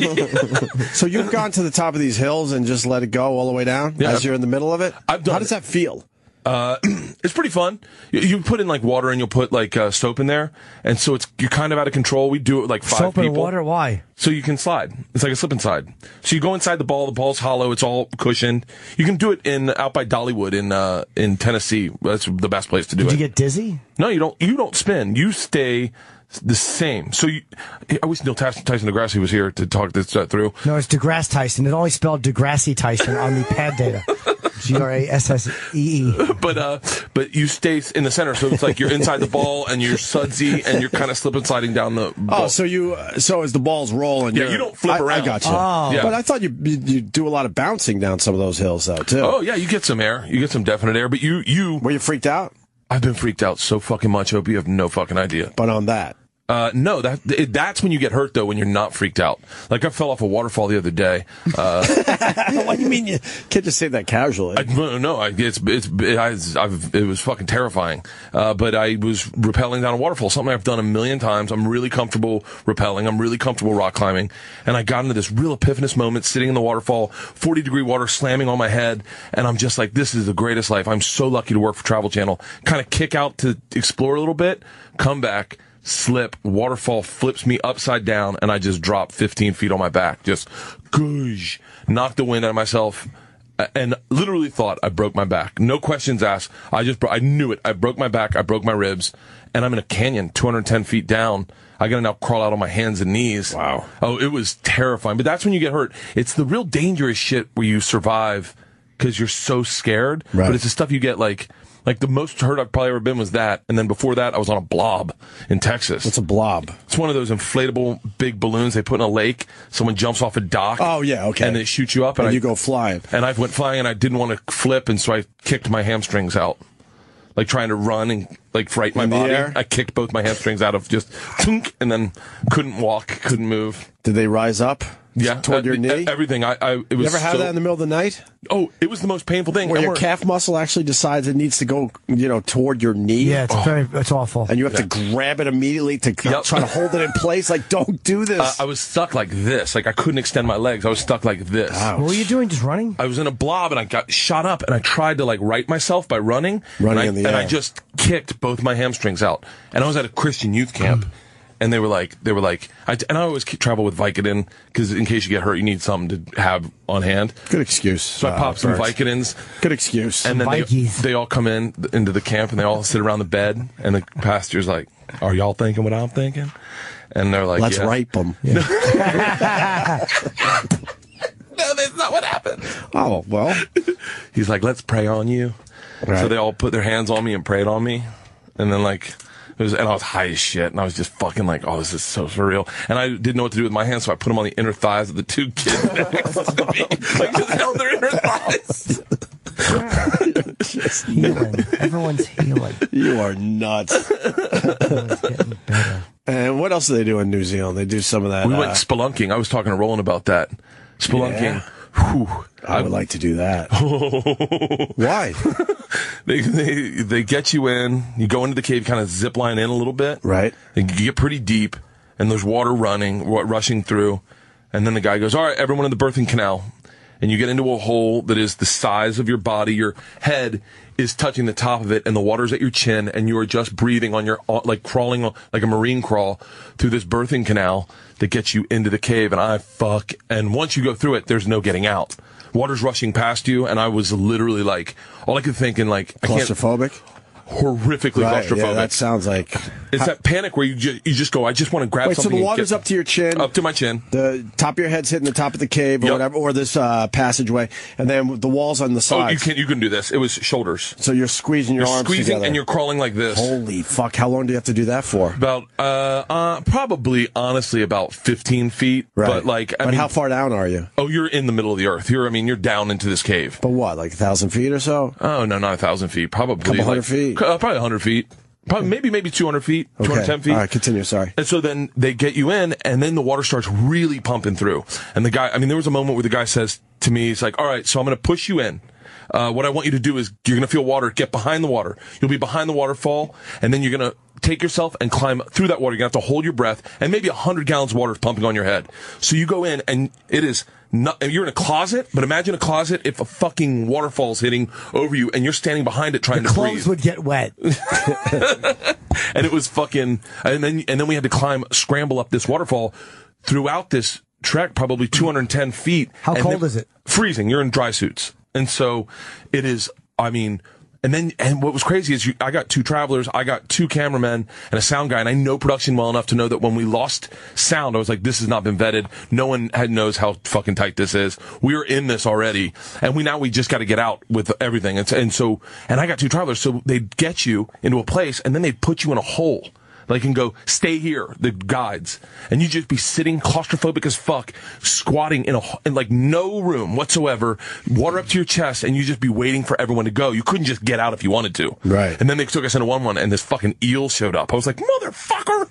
It was insane. but here's the thing is I look back, I go, was it worth it? 100%. I love telling the story, but there's moments where you're in there and you're just like, this is this. Does it ever open up where you could relax and go, "Wow, this is pretty cool down fucking here"? It opens up, and then I see 20 fucking Japanese women just in inner tubes floating right by us. I'm just enjoying their day. Well, where the fuck did you guys go? And he goes, found the easy way in. He goes, "There's two routes. We took the hard one." Oh, God. I was like, I could have been in an inner tube with Japanese chicks. On a lazy river? The lazy fucking river. They're literally carefree. I walk out with my hands, my life in my hands going, and I see these women picture. Fucking. They've been tanning themselves for the last hour. That's funny. Did you leave the same way you came in, or is it? No, you go all the way through, and then we had to have an hour hike to get back to where the cars were. So like you get out, you open up. I don't know if you see the episode. When I come out of the cave, it is the best. It's like a fucking like thank God look. And I'm looking at what I'm doing is I'm not even looking at the camera. I'm looking at my producing partner Paul, and I'm going, no one fucking vetted this. No one fucking vetted this. And he's like, was it good? Did we get good footage? And I'm like, oh, I thought I was gonna die. And he's like, okay, good. I'm glad we got something. How is it jumping off the thing in Vegas? Stratosphere? Yeah. Oh, I was the first person to do it. Yeah. It was fucking. That was the first time where I woke up in the middle of the night, had a full panic attack, and I was like, I've made some really poor life decisions. I was like, I've made all my decisions drunk. I never thought anything through. I decided to be a comic just drunk one night. I want to be a comedian. Then I did it. I want to be on, like, and I called my wife. I was like, I'm going to run away. I'm not going to do it. And she was like, what? I go, I'm renting a car. I'm fucking disappearing. I go, I can't do this. They're dropping water dummies at the time. Fucking water dummies are hitting. And so she goes, no, call the producers, say, you can't do it. Tell him you can't do it. So I called Dan Adler. I go, I can't do it. Right. He's like, okay, that's fine. He goes, that's fine. There's going to be stuff that you can't do. We get it. But we need you not to do it at the edge. Like, don't do it at the edge. You just can't tap out of the bottom. Don't do it at the edge. So I go, I can do that.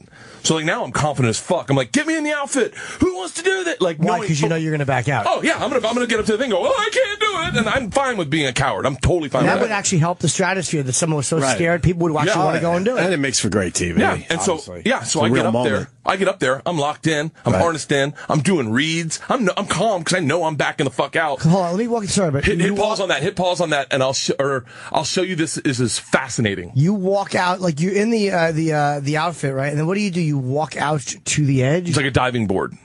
It's like a diving board. It's all encased in glass. There's a huge, what looks like a fishing reel in there, and you see it going. It's like a spool, and they harness you in, and then you lean out, and the thing pulls you as you harness. Like when they hook you into the back, you're definitely pulled off, so you're holding on. And my cameraman's on the side, and all of a sudden I see him like go to his walkie in his ear, and he starts laughing, and I go, what? And he goes, hey man, nothing for nothing. This guy's Scott Sands, by the way, and he's a big fan of the show. Nice. Scott Sands says, what's up, Scott? Nothing for nothing. I just fucking jump. I go, what? And he goes, listen, man, the mayor's down there with a shot of tequila with dancing girls. Fucking everyone's here. He goes, there's like a third grade class behind you chanting your name. He's like, you can jump right now and have 16 seconds of terror, or you can explain for the next 5 years why you didn't fucking jump. So I just fucking go, fucking, I'm jumping. I'm fucking jumping. Did he jump with you? No, he's harnessed into the side of the stratosphere. This guy's fucking fearless. He's fucking one of the best cameramen I've ever worked with. So I go, fuck it, and I just jump. I land. It is maybe second best moment of my entire life, better than the birth of my second daughter. It is, the mayor greets me, do a shot, showgirls are going, this is when poker was big, all the poker guys are there, they're high-fiving me, fucking film crews are getting it, awesome. We get down, my producer goes, we missed it. No. I said, what? She goes, we missed it. We didn't know you were going to jump, so we didn't have audio down here, we didn't have camera ready down here, like, we got nothing. She goes, you need to jump again. I was like, fuck you, and I left. I go, you can piece it together. I fucking jumped. Month later, they go, Travel Channel calls and like, we're sending you back to the stratosphere. You got to jump. We didn't get any footage on it. So if you watch that episode, you will see the mayor, the showgirls, everyone. You'll see the whole build up of me holding on, the kids chanting my name. And then when I land, it's fucking 3 janitors that they just pulled out to like try to make it look big because we had to reshoot it. And they're like, I'm like, how you doing, guys? My ex did that. We went and had lunch with Dana White and looked at the stratosphere, and he goes, you know, you can jump off that. And I guess the relationship was not going well because she's like, can we have a cab right now? So she went on that ride you're pointing at, that thing that takes you out over the oh yeah, Insanity. What is that? That's where you get hover over the fucking drop? Yeah, the 3 rides up on top of Stratosphere are easily as thrilling, if not more thrilling than sky jump, in my opinion. Insanity, it takes you out, swings you out over, and then it fans you out so you're facing down, and it spins you in a circle. The other one drops you. It is like the biggest fear in the world. It's that coaster that it falls, and you slide down, and you basically, if you're sitting in front, it feels like you're falling off the edge of the stratosphere. Yeah, you stop short. I've seen that. Yeah. Oh, there's you. Yeah. Wow. So, I mean, how scary was that when you fell for 16 seconds? It was fucking terrifying. You were out of your fucking mind? It's a controlled descent, technically, which is really scary, but oh my! Can you make it bigger, Sam? This roller coaster, get the fuck out! And they have the numbers in front. It's interfering with the video. Stratosphere Sky Jump number 2. The network just asked if I'd do Bert the Conqueror again. They were like, it still does well, and they're like, would you do it again? And I was like, fuck, I'll do it. Yeah.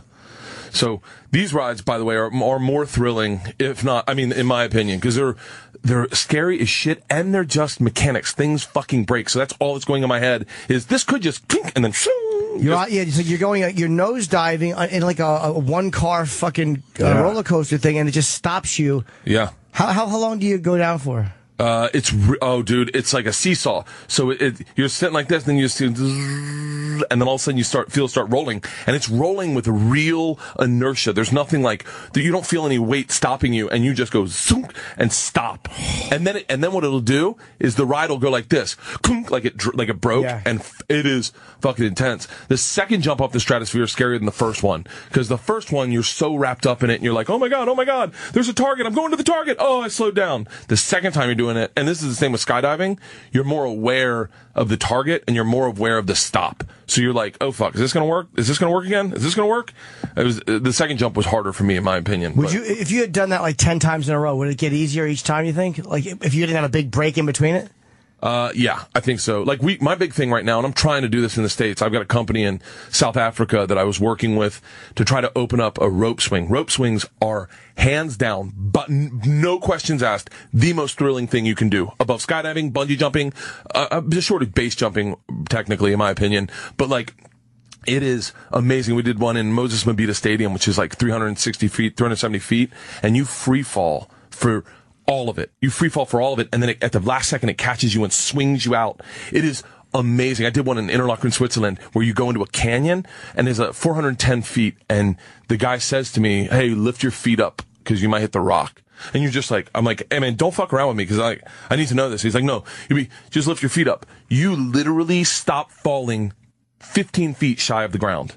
And you swing through this canyon, and I swear to God, you come to that rock, and you're like, I'm fucking hitting it, but missed it. I'm really badly trying to find a stadium that'll let us open a rope swing, because it is easily the most thrilling thing out there. And is it fun ever? It's fun as fuck. It's the moment after. It's not up on the edge. It's the free fall's insane. There's nothing like that feeling. But it's when you're done, you've never felt more alive. It's like you have a secret. I want to see you. I want to see these. Yeah, because I want to see you jumping off the stratosphere. Can I see the fucking car thing first? Whatever. I'm babbling.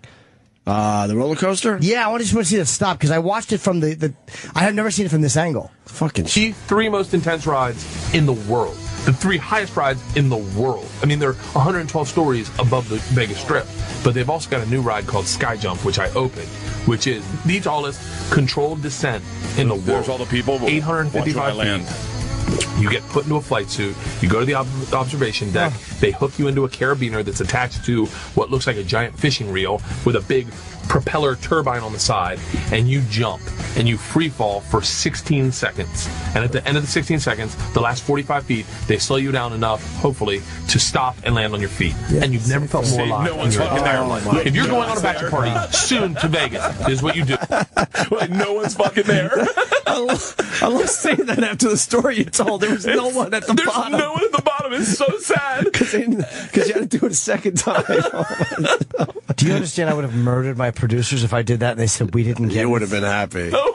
That's really funny. There was no one there. There was no one there. I was already done a shot at the kill with the fucking mayor. The mayor's out there. And this is the mayor that was like the sketchy Vegas mayor. Showgirls. It was like the great. I mean, like I was a celebrity. I walked around in that flight suit for the day and everyone was like, hey, Bert the Conqueror. I was like, what's up? You couldn't get the camera ready in the 16 seconds you were falling? No. Just turn it on. No.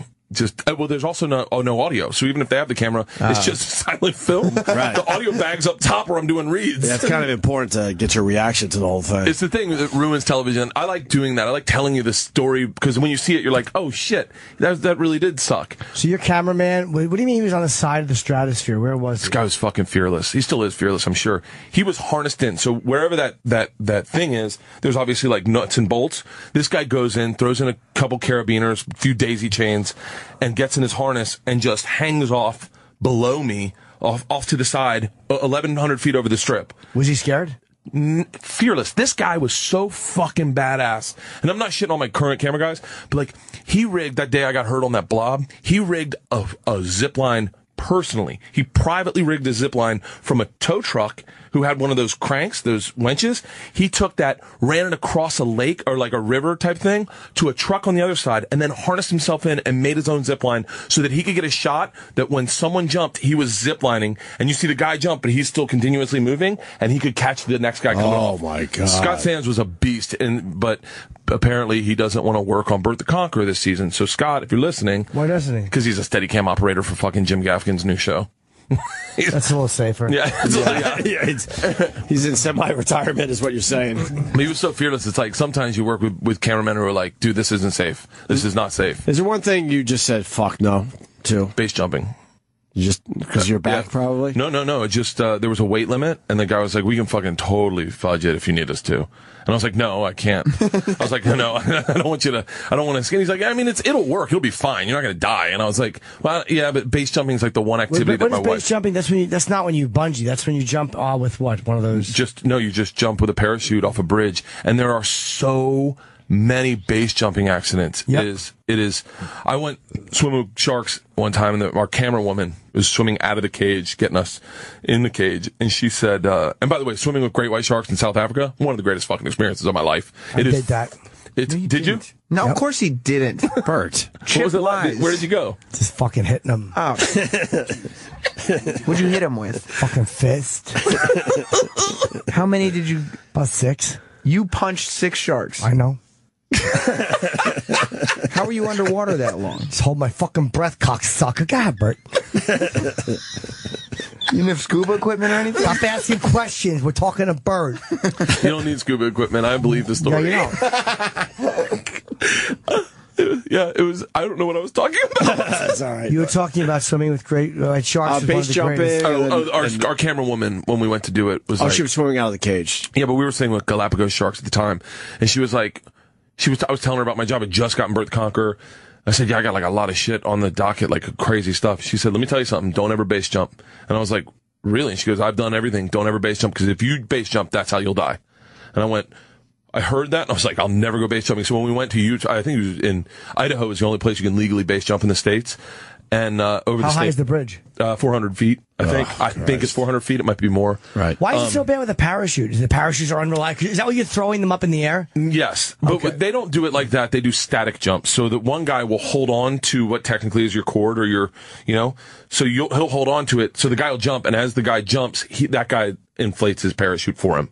So he's holding on to it. So as he jumps, it rips out of his hand and the guy's parachute opens.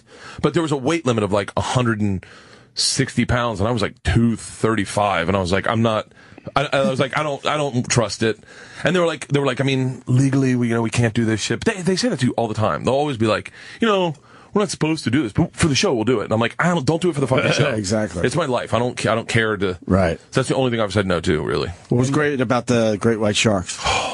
Well, I mean, it sounds like it would be amazing, obviously. But There were quiet sharks in the movie theater, I bet. Go ahead, Bert. what blew you away when you were down there in the cage? Well, 2 things were impressive about this. First of all, the cage is more like it's like this wide and then this long. So we'd all be standing shoulder to shoulder to shoulder in the cage. Small cage. And the visibility wasn't perfect. So what was happening was the guys would lure the sharks in with like a big tuna head, and then they go down when the shark was near you, and you'd hop down in the water, and you didn't have tank on, like Chip was saying, you didn't have a tank on. That's right. And you'd see it, but it would show up at the last minute, much like a shark attack. Yep. It would just go, and you'd get to witness a great white shark literally attacking you at the last, just like a shark attack. It was fucking terrifying. So then I decide, it was freaking me out, so I decided I want to get on top of the cage and watch the shark. It's in the edit. You can see it in the edit. And I want to watch where the shark's body is, because you could see it from top. And then I figured when we get close, I'd hop down. Well, it's fucking coming at me. I'm like, okay, timing it right. All of a sudden, the shark leaps out of the water at me, and I'm like, motherfucker! Drop into the cage, and I'm like, literally thinking I'm gonna die. And then as I get in the water, the shark's right up on the cage. It was one of the fucking craziest experiences. Wow. Can you Use see the that? cage? It's not out yet. Oh, it's not out yet? No, it's not out yet. Okay. This is Swimming with Sharks in Hawaii. I took my daughters. By the way, if you go to Hawaii, if you go to Honolulu, go out to Haleiwa Harbor and go swimming with North Shore Shark Adventures. Or there's a lot of shark guys. They take you out. You swim with maybe 30 Galapagos sharks. It is spiritual. I honestly say that. It is one of the coolest fucking things. I took my daughters out 5 and 9 or 6 and whatever, 2 years apart. 8 and 10. There was like last year, I took my daughters out. My daughters are like still young enough. They're holding their nose, going underwater. And you can find that video on YouTube. They look older. Those are our travelers. Our trip flip. But you can see it on. Oh, this is me and my daughters. And so this is all the sharks. Whoa. And then, and these are my daughters in the cage. But aren't their feet going to get bitten? No.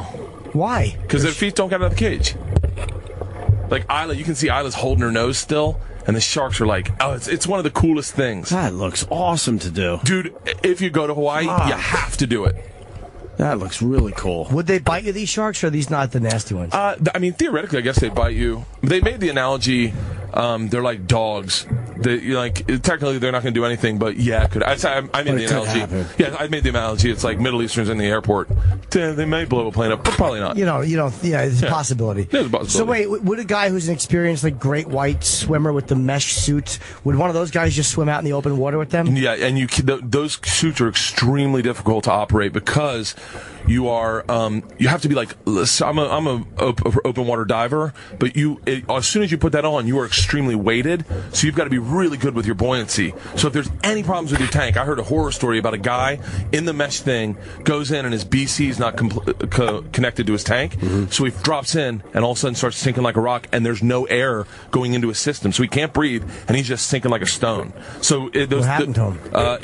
He dropped tank and had to kick up. We went down like fucking 40 feet because you're heavy as shit. Because I wanted to wear one of those things the last time we went diving, and they're like, no, you have no competency in that suit. That's a real heavy suit. Yeah, yeah. Will it actually stop a shark from biting? Yeah, 100%. That's a good video. Chip, you didn't use a cage when you went swimming? Cages are for pussies. I was fucking right in there. I rode 2 sharks. You rode them? On their backs. Animals are fascinating, dude. We went to a safari with lions, and we were like 10 feet from a lion. Open air thing in Tanzania, and you're looking at it just like a house cat. You know how cats will look at you and all of a sudden they'll like kind of give you a weird look? You're like, oh fuck, this one's about to run. Yeah, exactly. The animals are always sketchy. There's so many fucking sharks in the water. I know, right? It's terrifying. It is filled with fucking sharks. I had no idea there were that many sharks just right under boats. Oh yeah, they're right there. Oh. Like, the cage isn't barely underwater. Wait do you see the great white footage? There are literally at any time 4 great whites in the water, all 12 feet long. It is. I mean, I just sat out there. You can see the video on my Instagram of the shark, of us in the shark cage with the shark, and it's fucking massive. I mean, these sharks are the size of arguably of like trucks. But they attract the sharks for the purpose of you diving with them. But in South Africa, didn't know that there are 4 great whites just off the coast at any time. Is like you're never going to see that. I saw a great white. I was out of the cage with a great white right off Catalina for like Hurt Burt, my old show. I had to be a wildlife photographer for great white sharks out of the cage, and one showed up, and that thing moved with such fucking intention that literally you realized, oh, there's nothing I could have done to stop this. If it wanted to eat me, I could not halt that. And so I just fucking got out of the water. I was like, fuck this. I'm done. Yeah, they're making cheeseburgers. Tap it out. Very good. So what show are you doing these days? I got Trip Flip on Travel Channel. Trip Flip, okay. Yeah, starts airing like June, and then we're doing Bert the Conqueror this summer. So I'm hitting a bunch of festivals and rides. And actually, it says here, Bert Kreischer, on your one sheet that you're promoting Star Talk Mondays at 11 on Nat Geo. So I'm really excited. Cool. You guys going have any into that questions world about? As well? You're that's awesome. Yeah. You're going to talk about the universe? Yeah, do you guys have any questions? Opie, look around 160. Travis is stupid. It says, promoting Star Talk Mondays at 11 p.m. on Nat Geo. That's cool. Actually, you and Neil deGrasse Tyson should switch jobs. That would be amazing. That would be amazing. Do that for a week. Would you ever do like one of these adventure shows with Chip?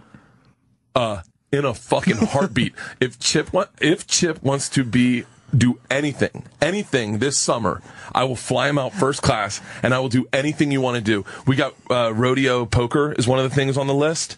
So they put a poker table in front of in like a rodeo thing, and they release the bull, and the last clown to come up gets the money on the table. We got a lot of stuff, Chip. It's cool because Chip's probably done most of it already, so he probably comes in with a If level he just of wants to come out and ride a roller coaster with me, I'd love Chip sitting next to me and ride a roller coaster. He'd be very I don't even comfortable let him doing buckle this. me in on a roller coaster. I hang on. It'd be really great to watch Chip ride a roller coaster because the whole lead up would be talking about like how he doesn't give a fuck and blah blah blah, and just watching him be completely terrified on the shittiest roller coasters. I would definitely fly Chip out. Would Chip ride a roller coaster? Well, I'll tell you what happened to Jim when he was in Vegas with his ex. We went to New York, and they have a roller coaster simulator. And I was going to go on the roller coaster. I was feeling brave.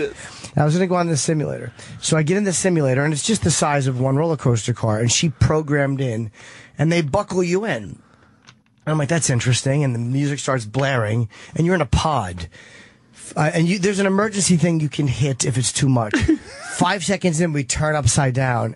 And I hit it. I stopped it. I'm not kidding. 5 seconds in. And the guy opened up the thing and he goes, did you hit that by mistake? And I'm like, nah, man, we turned and my arm hurt.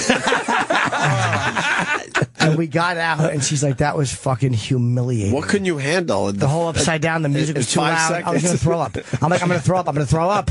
So before you can ride a roller coaster, close your eyes at that point? No. You can't. You're physically upside down.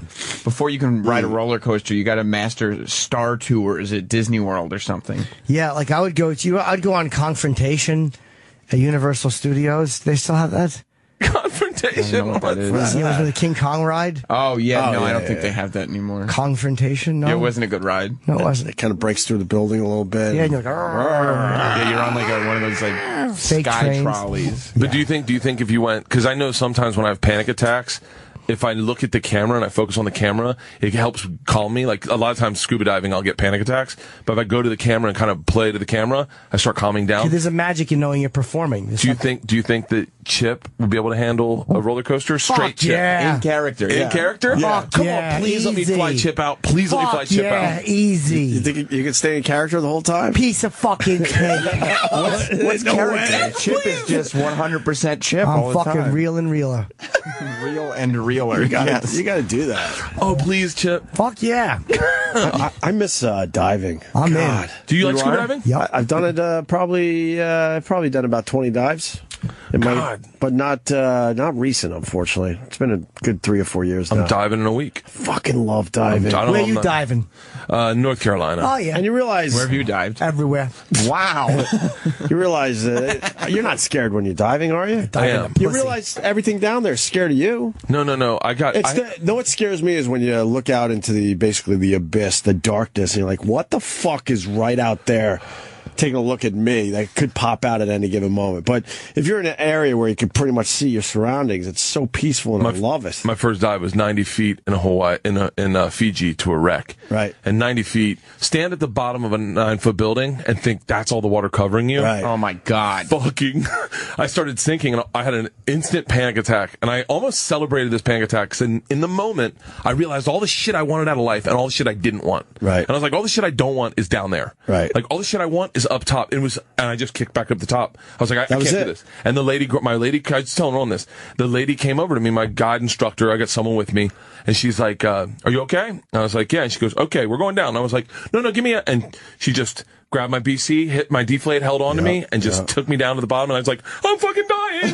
This bitch is killing me." How many feet down were you? 90 feet. Oh, 90. I'm You sure. can only be down there for like 10 minutes. But that's a lot for your first dive. They usually don't take you 90 feet. It's TV. It's pretty much. That's how TV. It's for TV. Well, because TV, they're like. Because us schmucks, it's like 40, 50 feet tops first dive. Dude, my training dive was at 50 fucking feet because we were going 90. So they Okay. took me to my training dive where you drop all your fucking gear and try to fix it. Right. And my dive buddy partner, Callie, we were supposed to, the last thing you do is you switch BCs. You Right. go, I'm out of air, and then you grab the person's... his spare. Yeah, his spare, and you take it. The same one that's in his mouth? No, just you get a spare You one. don't take it out of their mouth.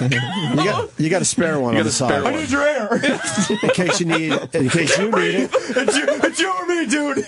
Yeah, where's all the air? I'll bring your body up top. stop. Yeah. Give me some air. And we're 50 feet down, and Callie does the thing, and she forgets to blow out or clear her BC or clear her regulator, Right. and sucks in water and starts choking. Wow. And I'm you know that drill. You're face to face, an inch from them, and I watch her eyes start dying. I see her start choking, and I just am like, "What the fuck do I do?" And Come in her mouth. It's a blowjob joke. But our trainer just grabbed her, and like it was a fucking gonzo porn, and just held the regulator in her mouth, and just held her there, just held her face in the regulator, and you just end up coughing out the water and then breathing, but you're 50 feet down. Well, they also teach you if you're going to puke, you got to puke right through your regulator. Right through your regulator. Isn't that fucked up? Into it? Yeah, because Just a right into it. lot of people kind of get seasick or whatever with the motion. They're like, look, if you're going to throw up, make sure you fucking keep that regulator in your mouth and just puke right through it. How will you'll be breathing the puke back in? It'll probably blast out mostly. Yeah. You'll probably get a little taste of puke in your mouth, certainly. It's not going to be cool, I'm sure. Never happened to me, thank God. You never did, never happened. I never puked. But I did get down to the wreck, and I realized, like, in this weird fucking kind of, because I like obviously I'm a talking guy. I'm not a big listening guy, and so like, and I don't like being silent. I don't like that. But when you're scuba diving, it's just silence, just you and your brain, right? Just you and just all your thoughts. And I get down to the wreck, and I realize we're celebrating the worst day in some guy's life. Like no one has a wreck. Like hey guys, fucking let's swim in. The very first guy that was down on that wreck was the guy who died with the wreck. Yes. And we're down there like fucking people at the 9/11 memorial, like checking it all out. So it got like really panic in my brain the whole time. It's like I could freak you out. I could freak you the fuck out. How many feet was it? 90 down? feet. 90 feet down. Yeah, we're doing a dive. You don't dive think any in of a those week. guys survived? I don't know. It was in the middle of Fiji, in the middle of the ocean. Oh, it was middle of the ocean. Yeah, it's just- they took you all the way out. Okay. Yeah. We're going diving. You ever do Cayman Islands? No, I've only done. The dive boats are right offshore. It makes it really that. convenient I would and nice. love that. A lot of my dives were Turks and Caicos, where they do take you out for a while, a long way. You can't see land anymore. Probably, I forget now. Probably 90-minute fucking boat ride just to get out to the dive sites. Yeah, that was a little freaky. We're doing a 50-foot dive, which is cool. I can deal with 50 feet because you got to remember 50 feet's the total bottom, but it's a wreck off of North Carolina, out by the frying pan, and so the top of the wreck is going to be at like 30 feet, so you can fuck around at 30 feet for a while and gradually get your way down there. It's just a 90-foot descent is just a when beast. you're floating just, I don't know, like 5 feet off the bottom, and you can control your breathing where you make your body just kind of go, it's the best fucking feeling, man. It is. There is it's so relaxing. There is a real you can calm serenity your fucking brain to it. and your breath down. A lot of people go through their air way too fast because they're panicking. We're coming up. We're coming up for the 90-foot dive, and we're down there doing like Travelocity spots, and we're at 90 feet doing a Travelocity spot. And you got to stop on the way up, obviously. You ascend at 10 feet per minute. Think about how slowly that walk is. Right. It is slow as shit. So there's not like just skyrocketing up, and then we get to 50 feet, or we get to 30 feet, or 15 feet where you have to hang out for 5 minutes. Right. And we look, and there's a fucking tank upside down. We're all out of air. The whole fucking crew. So we're passing back and forth at 15 feet for 5 minutes, just like switching out octopus. It's no joke. I'm nervous about my And that's dive. what sucks. It's like, but it's only 15 feet up. But if I go now, I could be in some deep trouble. Yeah. I swam to the Titanic. That was fucking cool. Yeah. You just swam? Yeah, we was deep sea diving. Who? Me and the crew. You and the crew. A bunch of the camera guys. For what? Chippa's Ocean Show. Where was that aired? It'll be on soon. And you swam to the Titanic? Yep. What'd you find? Boats. How many boats? How many? plates. Like a plural? Titanic bodies. was one boat. Well, you know. No, I don't. Fuck yeah. How'd you get back up? Just fucking swam up. Just like that. Right up. You held your breath to the Titanic? No, I had a machine on. Oh. What kind of machine? I'm done talking about this. With that, we're going to take a break. Bert Kreischer, killing it with the stories. My God. What are we promoting? Because I don't have the proper plug for you. Oh, nothing. Well, you could... Space Talk. Space Talk is on Monday nights. Star Talk, Mondays at Travel 11 Channel. p.m. on Nat Geo. Or Nat Geo. You probably have you on, right? Oh, no. I'm too stupid to talk to him about anything. Yeah, but that would be kind of fun. Oh. Right? I'm obsessed with time travel. We never got to it. I was hoping he'd be like, no, that's coming up. I mean, that's going to be shortly. Well, that'll be possible. Yeah. In our lifetime. Right around the corner. Oh, yeah. I think they've got a line on it. Apple does. Oh, okay. That's what the watch, I think, version 2 is going to do. They really have figured out time travel a little bit. Who has? People. They've figured it out, parts of it. Like what parts? They can move things. Move? No, they can't. I feel like Chip right now. Making shit up. Have you seen the video of the guy with the cell phone from back in 19... Oh, yes! That freaks me out. In the background? I don't believe in much. Dude, it's that like- one freaks me out a little bit. I don't believe in it in the end, but what the fuck is he holding up to his ear? I believe in time travel. He's going to a premiere back in the day. There's definitely... there was no Old lady cell holding- towers. No, I know. The phone wouldn't work. I know. We did all this. Not a cell phone. We did all this. I get it, but Agree old to lady, disagree. If you haven't, No. if you've never seen it, I think it's a Charlie Chaplin movie premiere, and a lady's walking, into the premiere, and she's holding something up to her ear that looks like it could. It's the same thing, emotion that you would have having a phone up to your ear. It's a little freaky. I don't believe in it. I'm just saying. What is it called online for the people? If you just Google image time travel cell phone, you'll find It's it. fucking weird. Totally man. different subject. Have you seen Chris Fairbanks' video of him getting put into the movie Cocktail? Yep. Is that not fucking hilarious? It's all right. Chip got you again. He didn't see Got me. He didn't see it. Where is this? Chris What do you mean? Fairbanks. Okay. I don't think I've Cocktail. ever seen this before. It is so goddamn funny. What's the backstory here? He just figured out how to Forrest Gump himself into the movie. So he's in the fucking movie Cocktails, and he just jumps in. It's so fucking... He's a comedian from L.A. Right, okay.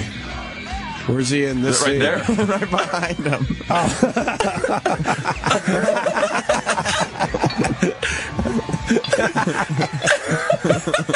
Is that not great? It's the best. Really well done. It's a horror. That's fake. It doesn't help that we're doing this on radio, but put this on our Facebook page. That's fucking funny, man. So goddamn funny. It's well done, too. My It's God. really good. No took him a one really cheers long time. bartenders like that.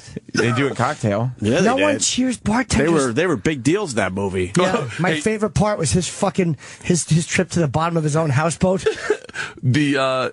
People cheer bartenders like that at the airport when the bar opens. Yeah. Yeah, it's called Cocktails and Dreams on It is YouTube. so that is fucking funny. And it's like it's an 11-minute video, so you just Oh, he becomes can you fast forward slightly? weaves Sam, himself just to into the see? story. Okay. Oh wait, go Oh, back, that's go funny. back, All right, and keep going, keep going. Flanagan. we're doing this Yeah, right- just for right here, ourselves. right here. I'll acknowledge this, but Right here. okay. So Really that good of a friend to you, though? I think you and I, if you're open to He's it, talking. we could be more than friends. And always getting up. But if you're open to it at all, Thomas. Oh, no, hey!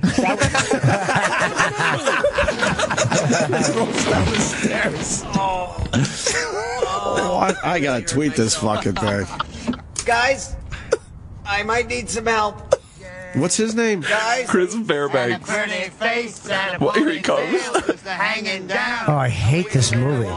Where they're singing. Snapping at the bottom of the stairwell. And in the morning, he shows up. Oh, good morning, assholes. I'm busy to help me out of that stairwell. I had to call myself an ambulance. And then It's so good. It's great, right? It's a visual. I'm sorry to the Very, people out very there. funny. It's called Cocktails and Dreams once again on YouTube. Fuck, that is funny.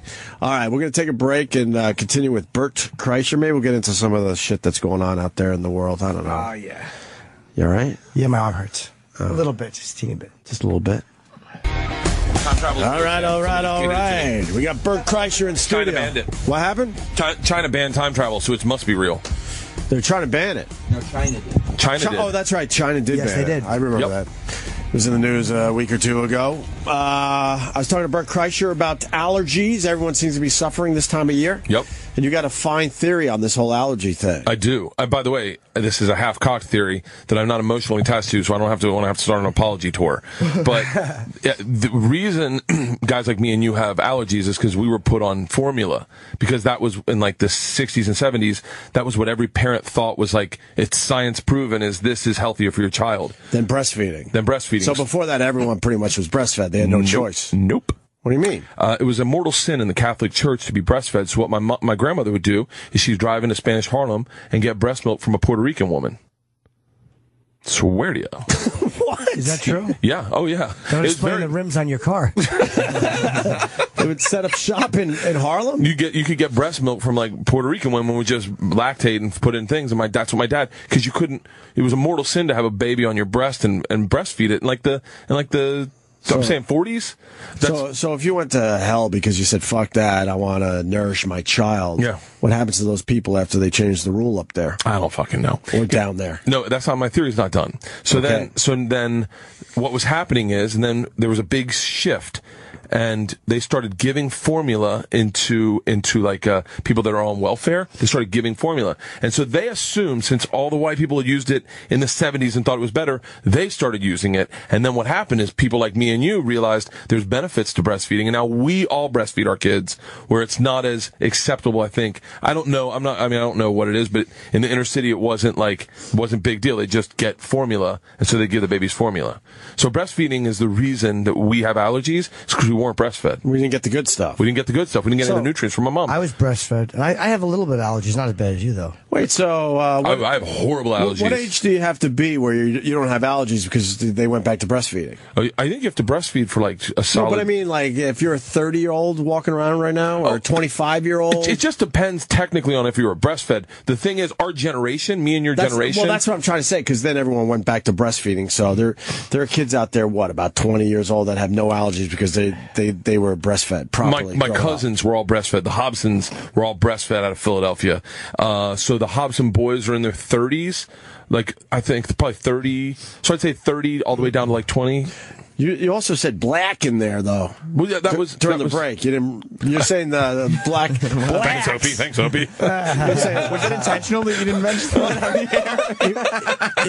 He was doing a Jimmy the Greek to me, and he goes, and that's why blacks don't have allergies. Yeah, the blacks were bred not to sneeze. What about that part of the discussion that we had during the break? I don't remember that part. And that's why blacks don't have allergies. You go, white boys have allergies. This is what you basically said. White boys have allergies because I gotta do this. I'm sorry, I got it. That's why you said, let's talk about this after the break. No, I love you, Bert. I'm not throwing you under the bus, but it's funny. You said white boys like me and you, around the same age, give or take a few. Yeah. We have allergies because we were on formula, yeah. But the blacks couldn't afford the formula. Black families couldn't afford the formula, and that's why get who kid in here. and that's why they continue to breastfeed, and and they don't have. So black people don't have allergies. A bad theory. Yeah. I mean, but is there a correlation between poor people and not having allergies? I think so. I mean, he's not white. Well, I don't know. I just noticed. I don't know. Dr. Steve calling right. Dr. Steve. Yeah, that's someone just call true. in and say I'm onto something here, or I sound like the Jimmy the Greek allergist. So what you got here is your blacks. My daughters have no allergies, and I am deathly allergic to cats and hamsters. And what's that? What's the local honey bullshit angle that everyone's hitting me up on Twitter with? Well, bees pollinate, so they figure that through the honey you pick up a little immunity. All right, so I have to find the local fucking honey, and I eat that, and my allergies will go away. That's what it helps. A little local flavor. A little local. What is that? Why they say you got like it's a great name for a hooker too? The local honey. Everyone eats a cunt. Go ahead, guys. Calling Dr. Steve. I guess honey's supposed to help you out. I don't know. Who knows? The bees are disappearing. I have a lot of guys who are all stoners that followed Widespread Panic that are now beekeepers. They get a ton of fucking money. Yeah, that's a good business. Oh, you could just throw it in your backyard, just like Rogan's got chicken coops. Right. Throw in some fucking bees. I saw Morgan Spurlock talking about the bees. It's really big business. Does he have chicken coops? He makes his own eggs and chicken? Oh, dude, it's impressive. Yeah, Joe hunts stuff and eats it and cooks up his food, Right. Joe's like an outdoorsy Wears guy. half the stuff after he's done. He's got to show. One thing I've learned in life is never speak on Joe's behalf, but I think he's got to show where he's going to take first-time hunters out for a kill. You guys would be awesome. I have no desire to do that. Although, if I was going to do it, it would be with someone who eats with it. Like Ted Nugent, it can be irritating, but I think that he does eat and use what he kills. I would go through the experience. I don't know if I would like it as much as those regular hunters out there, but it's an emotional experience. I like to educate myself a little bit. Yeah, well, it's only responsible if you plan on eating the meat. You might as well be cool with the harvest. So what do we got to eat? I don't know. I like elk, dude. I want to shoot a salmon because I'm on a fish thing lately. You can do that with bow and arrow. We did that in bow and arrow in Wisconsin. I just don't have the heart for it. Guys who hunt my food for me, I do appreciate what you do. I can't do it. Really? Yeah. Let's, all right, Dr. Steve, I don't know if you're listening. So we got Bert Kreischer in studio. Birdie boy. And he's got this theory on allergies. And let me just say it again. He says white guys around our age, like 40s and above, let's say, we weren't breastfed because the formula came out and people thought that was better. So we were on the formula, and that caused our allergies. And the blacks, they couldn't afford the formula. Dr. Steve, I didn't say that. So they said, well, it would be nice to get my kids on the formula as well to get the health benefits, but we can't afford it, so we're going to continue breastfeeding. And because that was done, blacks don't get allergies like white boys. Comment. He said sucking titties to keep you from sneezing. Go on now. Go on now. That was the prevalent theory until... See, there you go. I saved your ass. Thank you.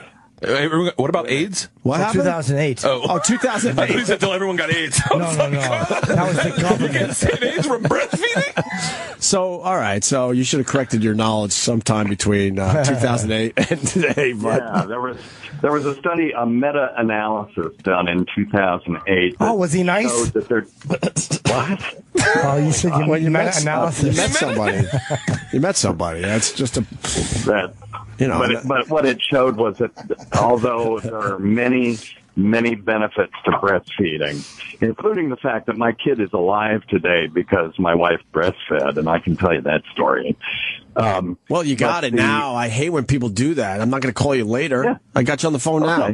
What do you mean your kid's alive because of breastfeeding? Well, my kid was 5 days old, right, and he got a virus called respiratory syncytial virus.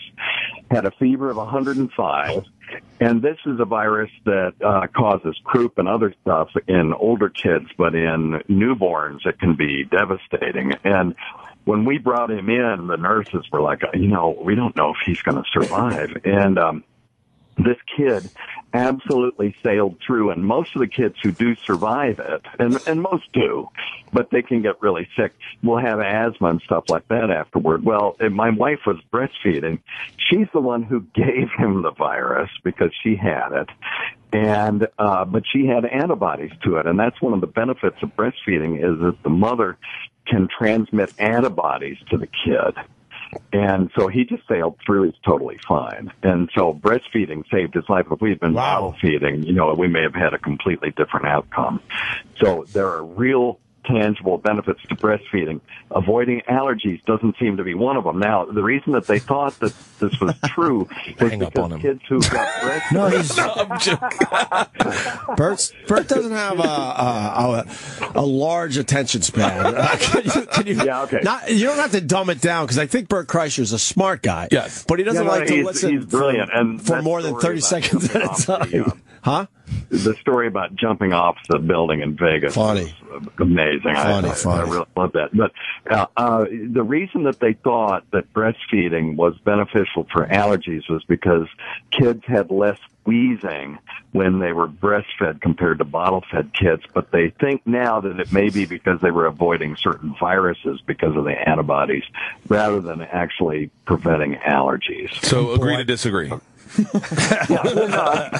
That's right. I mean, I've got the meta-analysis. I'll be more than happy to. Oh my God! Don't send that to Bert Kreischer, please. Hey, I know. I tweet Dr. Steve every time I have a drug cocktail I'm thinking about putting together. Like last one was Valium and Vicodin. And I was like, hey, what's the deal with Valium, Vicodin, and Xanax? And he didn't reply. I was like, guess I won't take the Xanax. Take as many as you got and then get in the tub, Whitney. I'm sorry if I didn't. Working blue today. That's okay. Thank you, Dr. Steve. Is that it? Yeah, thanks, man. Yeah. Did we get the answer? Stupid call. Yeah, he said it's pretty much that's the reason. That's bullshit now, right? Yeah, bullshit. Breastfeeding's good, though. Yeah, but titties are nice, right, DS? Yeah, they are. There's D for doctor. Do you check it out when a mom's breastfeeding in public? Fuck yeah, I pull my prick out. I will absolutely do a couple circles. I'll circle back, no problem. I've definitely given it a peek. A little peek. All right, Steve. Yeah, you It's not got like a sexual thing enough to pull your prick out. No, it's fun. There's something kind of sexual about it. Did you jerk off in public? Well, I don't know if I jerk off in public, but it's a little, Yeah, you just sexy. rearrange a little bit. All right. You rearrange a little bit. Steve. Oh, that's great. Weird medicine All right, on this boys. channel. Dr. Steve. Yes. Thank you. 10 p.m. Eastern on All right, Saturday. thank you, buddy. All right. I've listened Take to Weird care. Medicine a bunch. He's great. I got the app on my phone. If you don't have it, go get it. It's fucking awesome. The Weird Medicine app? No, I got the new app. Sirius XM app. I fucking love it. You can type in. It's so fucking convoluted. I'm saying this out loud, Sirius, that I can't find you in my car. Right. You're either on 106 or 203, or sometimes it doesn't even show up. Well, they got to match that shit up, but we gave up on that a long time ago. On this, I can just type in Opie or Jim, and it just comes right up. I love People this app. are definitely liking the new app more than hating it. You still got people that are fucking bitching It about crashes it. a lot? I don't. Oh. And you can pull back. It's great. The other day, I don't know what you guys were talking about, but it was the Florentine interview. I was talking to you about it, and I heard I'm getting on the interstate, and I just heard like a part of it, and I went, oh shit! And I can just scroll back to right at the very beginning of the interview and listen to all of it. I Beautiful. love it. I love it. All right, well, get the new app. Yeah, it's better to be able to do that. You can do that like on Fios now. I don't know about cable, but they'll say hit this button if you want to just buy it on demand if you tune in late. So it's, it's really cool what they're doing with TV. Not Time Warner. No. Fuck. I thought you were going to cancel that. I got other things to worry about, like a few more 1,000 sneezes. And then I'll deal with Time Warner. You can cancel cable with allergies. No, I can't. You are not a multitasker. No, I can't. This has been debilitating. This has fucked up your week. Yes, it has fucked up my week. Allergies suck, man. When you wake up and your Absolutely eyes are fucked itching. up my week. Oh, Yep, got to scratch those motherfuckers. I don't Not relating. I don't have to scratch the eyes this time, thank God. Oh, you dude. will rip your own eyeballs out until you get the good stuff. There's nothing in CVS that you got to get the medicated ones, the tiny ones, Alicorn the tiny or something. one where you could easily misplace it. What did they give you? They give you like 10 drops, I think, in that fucking thing. How expensive is that shit? Why like can't they give us a nice, $15? healthy amount? I'm deathly allergic to gerbils or hamsters. My wife one time was playing with one at my daughter's school, got in the car, washed her hands, got in the car, held onto the steering wheel. I got in the car, touched the steering wheel, and you know the inner membrane of your eye? It swole up over my eyes. And I'm driving. I literally, I'm not even lying, tears were coming out of my eyes because they were watering, and they were burning down my face. Burning lines down my face. Fuck that. Yeah. CNN had some salty language. Did you see this clip yet? I did not. Yeah, you had some badasses that decided they needed to say a few things while CNN was reporting on the Freddie Gray thing. Oh, good. The Freddie Gray death protest. What happened there, you think? With the broken back, that guy has Broken back, a severed spine around his neck, I think. What happened? They probably slammed him down really hard. I mean, what else could you do to break someone's... Well, something must have happened because he had broken legs when they were putting him into the... Wait, what was he doing? I don't even know this story. I don't know anything about this story. That's why the story's so weird because everybody's saying he was doing nothing. Can we goggle it? I didn't even think of that. They're saying he was doing nothing. I don't know. So the cops thought he was someone else, or they were just fucking with him? He has a record for some minor stuff. That's super. But I thought that was part of the story. Cuts. We pay attention to every detail. Dead from a severed, so you'll feel sharp, clean, and ready to go. How the fuck did that happen? Are you playing a Supercuts ad? And the moment you're not feeling ready, pop right back in, and we'll get you ready I thought this was about vaginas with capes. Mediate. Misheard it. Like the Mediate. Do a good job. Yeah, Mediate. One place to get all the clips. Now we could Miguel Marquez put the audio on. Yeah. Whatever. begins our coverage this hour in Baltimore. He's with the protesters tonight. Miguel, what are you seeing right now? Very much with the protesters. These young men are incredibly angry about everything happening. Motherfuckers ain't taking fuck him. Fuck you. Fuck them. Straight up. Fuck CNN. We here. Straight up. Straight up. As you can see, there's a lot of emotion running through the streets here. Wow. Why is he walking in the middle of the protesters? But this is a different clip than the one I saw because they did it a second time. Second time to this poor gentleman as he's just trying to report from the situation. CNN, they dig in, though. They get right in there with the protesters. They really do. During the Ferguson thing, I couldn't have done that. No. I couldn't have been, I'll tell you what, fuck that. I couldn't be a cameraman doing that, where you just blind the entire time to everything in your peripheral. Right. That'd be fucking And terrifying. you just assume they're not going to do anything to you. What's the story here? What happened? His leg. What we know is that while in police custody for committing no crime for which they had no justification for making the arrest except he was a black man running, I'm quoting, obviously, this is not, his spine was virtually severed, 80% severed in the neck area, said Bill Murphy, attorney for Gray's family. Is it possible to do that with a chokehold with a nightstick? Well, when they were That's dragging brutal? him, there's video of him getting dragged into the van. Right. And it looked like his legs were already broken. Well, that could have just... Are his legs broken? Is that the video? Yeah, it looked like his legs. No, I mean, but that could just be because they were being dragged because his spine was broken. Yeah. Were If the you break your legs spine, confirmed yeah. broken? Nothing. No. So it's the spine. They probably a chokehold, a brutal chokehold, where they threw him down and broke his fucking neck off a curb or something. Dude, Horrible. You got to throw. I mean, I fell 15 fucking feet on my back. You got to really fuck someone up to break their spine. Yeah, I don't think you can sever a spine with. You cannot. I don't know. I'm just guessing how that would happen when they arrest you. I mean, there'd be severed spines all the time in MMA. But aren't they also talking that maybe something happened in the police van after they arrested him and they took They're off? just saying they don't know what happened in the police. Maybe can you slam someone's head really 'Cause hard they against even- the fucking wall and do it? They even showed the route that the police van took to see, maybe they took this corner a little too hard and he was handcuffed. Yeah, and, there's no way that happens. So, I mean, people want answers in Baltimore. And they're like, hey, man, we're investigating and they better have answers. We'll let you know soon. Did the other clip pop up of the guys going live and saying motherfucker a lot? Or is that the only one they got today? I mean, that's the one. Yeah, okay. It happened again, I think, yesterday, but whatever. I always side with. I've always been on the side of the cops because I can't imagine having their job. But it does seem like a lot of people are dying these days. Well, like that one where the guy just shot the guy in the back in the park. Did you see that? Yeah, when he was running. I mean, the guy wasn't even running fast. No. Or the other one. He was lumbering. He was literally meandering away from the guy. He was pretty much lumbering or meandering away. Did you see the interview with the guy who wasn't even a real cop, who shot the old man? Yeah, the old man who shot the dude because he thought it was his taser. No, you know, what did the interview say? He was interviewing him on the Today Show, and Matt Lauer was like, "Could you stand up for a second?" And the guy was like, "Yeah, sure." He's like, "This old guy," and he was like, "Could you just show me on your body where's your taser and then where's your gun?" And he was like, "Oh yeah, sure." And he pointed. His taser is in his vest pocket, like his left breast pocket on his vest, and his gun is on his right hip. Couldn't have been further away, and somehow he still grabbed the gun thinking it was a taser on the total opposite side of his body and shot this dude.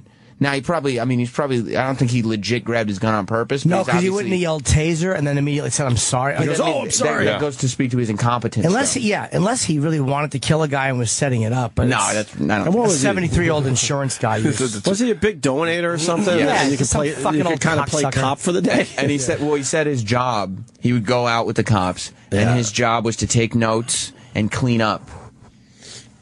Like, he would just kind of follow the cops around, and they would do their job. But he was like, "Oh, everybody's running out. Like, oh, I got a taser." Right. And then he was like, "I have no idea what I'm doing." Baltimore police, their official documents said that the man who died after his spine was nearly severed was arrested without force or incident.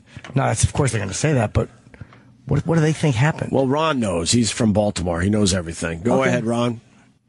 Yes, thank you. Yeah, I know everything. Yeah. But what they're saying on the inside, in Baltimore, we got like super high crime zones. So they run a lot of cops in there through hot times, if you will. And if they see somebody that matches the matches the description of somebody they've been looking for, they'll go after him. And this guy took off running. And then they tackled him and caught him. And he was like resisting arrest. So they put him in that old, like, legs behind his back, the arms behind the back, kind of folded him backwards.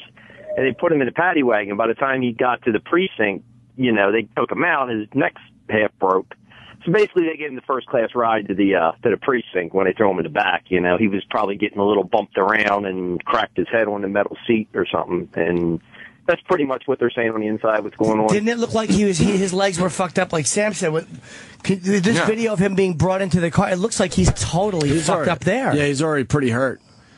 Yeah, and I getting him into the police van. You're saying the pictures show that he was not roughed up. He was chased. He's being dragged, dude. His feet are being dragged. And they're in directions that feet don't go in. Yeah, his feet, I don't know if his legs are broken, but maybe that's what happens when your feet are being dragged like body weight. I talked to two cops in San Francisco this past week. They were on my show, and we were talking about the whole thing. And they said, "Well, part of the deal," and they were saying this like very commonplace. People in the hood know if you run from us, we get to beat your ass when we get you. Like that's part of the gig. And he's like, and now everyone wants to like snitch on it and tell, but that was part of the gig. If you run from us when we catch you, you're going to get a little of an ass whipping. And he's like, that was understood in the hood. That's how that worked. But it seems like well, it's like once people start dying from the ass whipping. Yeah, this isn't about like, hey, the cop punched me in the head or did the old phone book. This is a guy whose spine got broken. Fucking. Hey guys, I was going to say real quick, ask Kenny about the first class rides to the precinct once you've resisted arrest and. Ask him, and because that's kind of what they're saying here is that he kind of rolled around in the back of that paddy wagon. That's where they bump you around on purpose, right? Oh, yeah. He gets a special treatment, and I think that's what happened, and I think this guy, But going to the car, dude, when you look at their drag, he's not walking into the van. He's not walking into the van. His legs are being dragged. It's like they're dragging a cadaver. Is it possible that he decided he wasn't going to fucking walk? Oh, maybe, but I mean, they're saying he was arrested without violence or incident. It does not look like his feet aren't just that doesn't steady. look like either that or really, really sleepy. Like bent backward. Yeah. That doesn't look like a guy who's just being a dick. You know, no one should die in those circumstances. I just don't understand why you would resist arrest. Yeah. Well, I was just I don't know. Yeah, I don't understand that part, but then again, I'm not in these neighborhoods, and I don't understand the relationship between the cops and the people. But yeah, I don't know why you would resist. You're not going to get away in the end, for the most part. I've had bad run-ins with bad cops, and it's always like if I have to go to jail for absolutely nothing, I totally get it. Yes, sir. No, sir. Like, but my dad was a lawyer, so I come from a very different background, so I can't imagine. I mean, you're seething inside, but you're like, oh yeah. But I always just knew they have the upper hand. I didn't get any real trouble over the years, but I'm just saying, you just grew up knowing they had the upper hand. I had one problem. I did have a problem. Me and my friend were coming. We were coming from the pull up by I'm thinking he was a lieutenant. We were on our way to the Kit Kat Club, and he makes me spit my gum out and show him how I suck a cock, and he jerked off on the side of my car. So inappropriate. Oh, yeah. You had your acting face on literally from the moment you started that story. Well, you know me better. I was afraid I was going to laugh. I didn't know that was... Kit Kat Club, huh? Kit Kat Club. I was like, really? We're going to take one more call. Ray in Texas. Ray, I don't know how you know about Baltimore, but go ahead. The other guy was inside. We heard the accent and everything. He's we knew Baltimore. Woldymore. We knew he was from Baltimore. Yeah. Well, yeah, I was actually in the service with a Baltimore Police Department guy, and I actually usually am on the other side of this. For instance, I got into a screaming argument with Kenny over the choke in Staten Island. Right, I remember. Yeah, but in this instance, I was actually talking to my buddy. He's a pretty straight guy, and what he said about it is there's some information that hasn't really been coming out yet. He said that there's actually somebody else. They had somebody else in that paddy wagon. So there's going to be an account that comes out from another perp, basically, that they had in the back of that paddy wagon. Okay. There is video, by the way, of the initial confrontation with this guy that doesn't show them roughing him up in any way. It's actually been on CNN and all that stuff. I mean, it looks like a pretty, standard. They don't beat his ass or anything like that. I understand he's getting drugged. I've seen that video. It looks like he's going limp, but at the same time, if the guy's just resisting, he doesn't want to go, he could do that. But basically, what my buddy in Baltimore is saying is looking like the guy just fucked himself up. They put him in the back of the car. He was jumping around like an idiot, hurt himself, and then later they stopped it. They actually, there's video of this too. They stopped the paddy wagon to shackle his legs to stop him from fucking jumping around back. Well, is there video of that? Yeah, there's video of the stop where they actually have him getting his legs shackled. At that point, he looks like he's hanging half in and out of the truck, so he may have fucked himself up already at that point. And like I said, I wasn't there, but this is what I'm hearing from a guy on the force. Oh, so what you're saying is he was jumping up and down trying in the back. trying to get beat up so that he could have a case against him, like beating himself up. Probably so, because the thing is, the guy, other than the neck stuff, they haven't found any other injuries on him. He doesn't have a bunch of contusions to the face. He doesn't have a bunch of fucked up stuff otherwise, except for the neck thing. And you know what I mean, like that. Are there any cops in the back of those vans when they're transporting somebody? No, I have no idea. I mean, that's one of the. From what I understood, there was they had another perp back there. I don't think usually there is. From the few instances I've seen where people have been arrested and put into those things, I haven't seen a police officer travel in the back with them. Okay. But I'm sure that they probably would do something else. But also, before I go, I just want to say a big up to the machine and Jimmy Bram Muffin. Very good. All right, Ray. Thank you. No problem, guys. This video is fucking horrendous. You're looking at the video as he was It's talking? an arrest video. Right. There's no way to make it bigger? What's happening? This is when they stopped because he had fucked himself up. Or that allegedly, that's what he was saying. Oh, this is the video. This is the mid-stop. Okay, Who's filming this? It's not a professional. Yeah, but there's a line between not a professional and I'm shaking it up to the all off the plate. You just hold it there. Look. Left, right. Fucking hold it. He's trying to see if someone's watching him. That's what he's doing. It looks like CNN zoomed in to try to see the action better, and if it was shaking just a little bit, and now you're zooming in on their end, it would make it very shaky. That's what it kind of looks like. Terrible video. It does make sense. I mean, I don't believe it, but it is within the realm of human possibility that a guy would get arrested and decide to fucking fling his body around the back so he looks beat up, so when he gets in there, he could sue them. But I don't know if someone would break their spine. Neil deGrasse Tyson, come back in. Where's he going? No? Fuck. Could do a few more minutes with him. Is he doing Shady 45? Probably doing other shows around here. I'm doing Shade 45 later. Are you? Yeah. Nice. Way. Very nice. When is that? 11 a.m. Today. 11:30 a.m. Very good. And you're doing Imus tomorrow, right? Yeah. You got the big special tomorrow night, Jimmy. Oh. Epics, 10 o'clock. Hope it's a big hit. Ooh, I talk about it. Special. I talked about it on my podcast that just went up. The video went on YouTube. I posted it this morning. It's in the intro. You had Jimmy? I had Jim on my podcast. It was fantastic. How do they find that? Go to YouTube. You just go to type in Burt Cast Jim Norton. Birdcast Jim Norton. There you go. And it was good talking to Jim. I'm telling you, I got to be honest with you. Your interview with Rogan, now that I get to see Chip Up live in person, it is so much fucking more enjoyable. It's so much. That's me shirtless. Why and there's Jim up at the top left. Why do you have to be shirtless? Maybe I have tactile issues, Hope. Oh, okay. Yeah, I can't believe we've gotten this far into the radio appearance with you with a shirt on. I feel like we haven't been doing that. It's just uncomfortable to have a shirt on? I don't like having shirts on. For real? I'm being dead serious. I've been doing my set entirely shirtless lately. What are you feeling right now with the shirt on? Now that we brought it up, it's driving me nuts because it's touching my nipples. And you've always had this problem? I've always had this problem. My daughter has this problem too. So she's shirtless? Oh, pantyless. She hasn't rocked panties in her entire life. How are you going to handle that as she gets older? Oh, I'll probably be dead. Jesus. There's something that happened locally that's right up your alley. What's this? The guy that was trying to swim the Gowanus. The Gowanus Canal. He thought he could do this thing, and he said, fuck that. And how far is it? I don't know how far he wanted to go, but he didn't make it too far. I mean, it's legendary how fucking polluted this place is, this canal. And he's a clean water activist who he planned to swim nearly 2 miles, of the poop and tar-tainted Gowanus Canal on Wednesday and was forced to stop early, citing health concerns. Do you know when I did the episode of, the Jason Schwartzman show? Bored to Death? Yeah, Bored to Death. The episode title was The Gowanus Has Gonorrhea. Because No kidding. Yeah, they were hanging me over the thing that was supposed to be over the Gowanus Canal because it was so fucking filthy.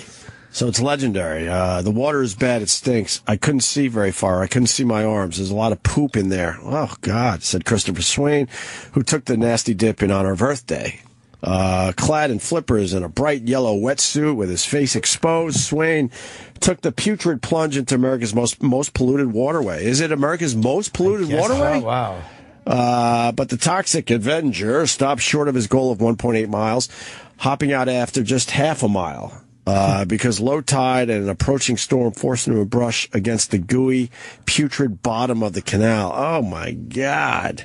I'll swim the whole thing, but today's not the safest day to do it. It's getting late in the day. The best thing to do is shut down for the day. Afterwards, he described the way it tasted, like mud, poop, ground up grass, detergent, and gasoline. He got a little in his mouth, and that's what he was dealing with. No, I'll be honest with you. He just couldn't swim 2 miles in a fucking dry suit. It's very difficult. You think that's what it came down to? Yeah. Have you ever tried to swim 2 miles? Yep. It's the next 2 miles. Where? I swam in the Atlantic. 2 miles in the Atlantic. Yep. You fucking moron. I ain't got no more. One guy is on the line. Cops are totally out to beat up on people. I don't believe that. I'm sorry. I don't. I think the majority of the cops do the right thing. I agree. Are there bad cops? Yes. There's bad everybody's. No matter what profession, you got some bad ones. Let's go to Hunter.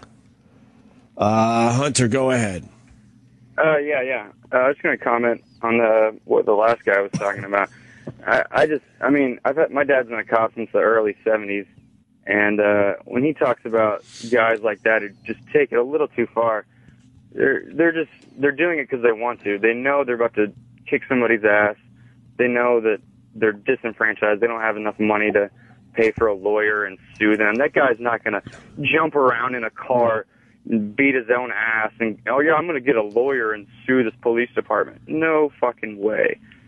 Is it possible he was back there just jumping around because he was fucking pissed off they arrested him, possibly for nothing, and then maybe the van is taking a turn as he's jumping around and acting out, and then cause his own injury? I'm just saying, I don't know. I was not there. I mean, there's a lot of things we don't know. Right. Right, and I could see that, and I just don't see how he's just gonna, like you said, destroy his spine, to the point where I just don't get that. A lot of videos coming out, though, man. Fuck. Let me tell you something. You never know what you're going to do under duress. When I was in 10th grade, I got punched by this guy, Jeff Underdog, I think was his last name. Jeff Underdog. Yeah, he's a fucking jerk. I didn't know how big he was. I flicked him off. He's in a convertible IROC, and he was fucking huge. Right. Ripped me out of my car, punched me, punched my buddy Sal, and then my buddy Alan took off in my car, and they left us there. And, I've never actually admitted this, but, me and Sal were all fucking freaked out, and then Jeff took off with the guy in his car, and I didn't feel like my shiner was worthy enough to warrant a good story, so I kind of punched myself in the eye a couple times, so that when I showed up at the party and they heard the story, they saw the shiner to be like, what the fuck happened? Right. So, I don't know. I mean, I'm not saying that this guy's as crazy as I am, but I was definitely pretty fucked up. You were bummed that the shiner just wasn't good enough. No, dude, when I fell off the waterfall, I gotta be honest with you, I was very happy to know I didn't break my back, but I was very upset when the guy goes, you're really lucky. And then I had no way to explain to anyone why I was hurt. They're like, what happened? You fell. And I'm did you break your back? No. Right. Did you break your ribs? No. What is it? It just hurts. Yeah. Bruising. Yeah. You were thinking about the girls at the party too, giving you a little sympathy over the shiner. Michelle Tamayo. You got some action over the shiner. With Michelle and Marlene. All right. Twins. All right, Hunter. Thanks for the call. Thank you. Go shoot something, Hunter.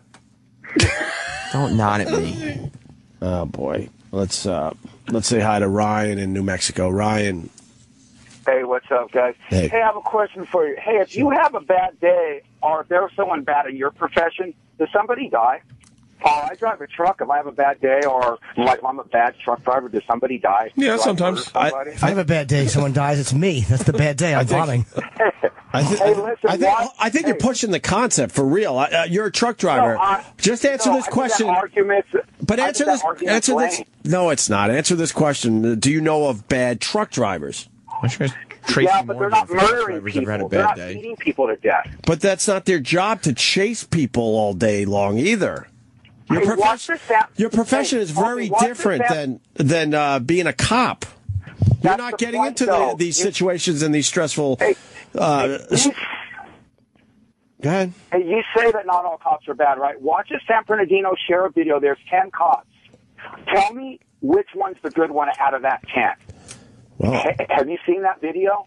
Okay, fine. You make horse guy. That's a good 10 guys. All right, that's a good point. But I'll throw this back at you. I've been in New York now for God knows, 17 years. I know a shitload of cops. They're not killing people. They're not beating them up. They're not on the news because of a video surfaced of something they were doing while they were a cop. I really want to believe that, but it just seems like 80% of cops are just legalized thugs. They're just legalized. Yeah, all right. That's crazy. That's how I feel. I'm sorry. Fair enough, but I think that's crazy. That's how I feel. You've been rich so long, you don't live in the real world anymore, Ope. Address the point, Ope. Address the point. But I don't keep my eyes open, right? I've had my eyes open at least. I mean, do you have relationships with cops? Yep. Yeah, I do. All right. Are they bad guys? Are they killing people? I don't know them at work. I know them outside of work. I work out with them, and they're okay, but I don't know how they act at work. I don't ride along with them. I don't know. There are absolutely some bad cops, and they should be prosecuted. But I hate that every single fucking cop now is getting a bad name with all these videos popping up. I hate that part of the story. Talk to their buddies and tell them to act a little better. Maybe that wouldn't happen. All right, here you go. They can Here you go. themselves. Here you go. And it's a cop friend of mine. Popped it right immediately. I don't want to say which one. He just texts me and goes, "God, I hate your fucking audience." Because he has to deal with this every. I hate him. I know this guy. He never did anything wrong. He's a retired cop. He was clean and he was great at his fucking job. You can't generalize like that. There are bad cops, but the majority of them do the job correctly. There's good audience members too. Holy That's right. fuck! That's right. And I'm glad you got that text from Captain McCluskey. To make that leap and assume that hey, have a great day, guys. All right, Jesus, Ryan. Fuck.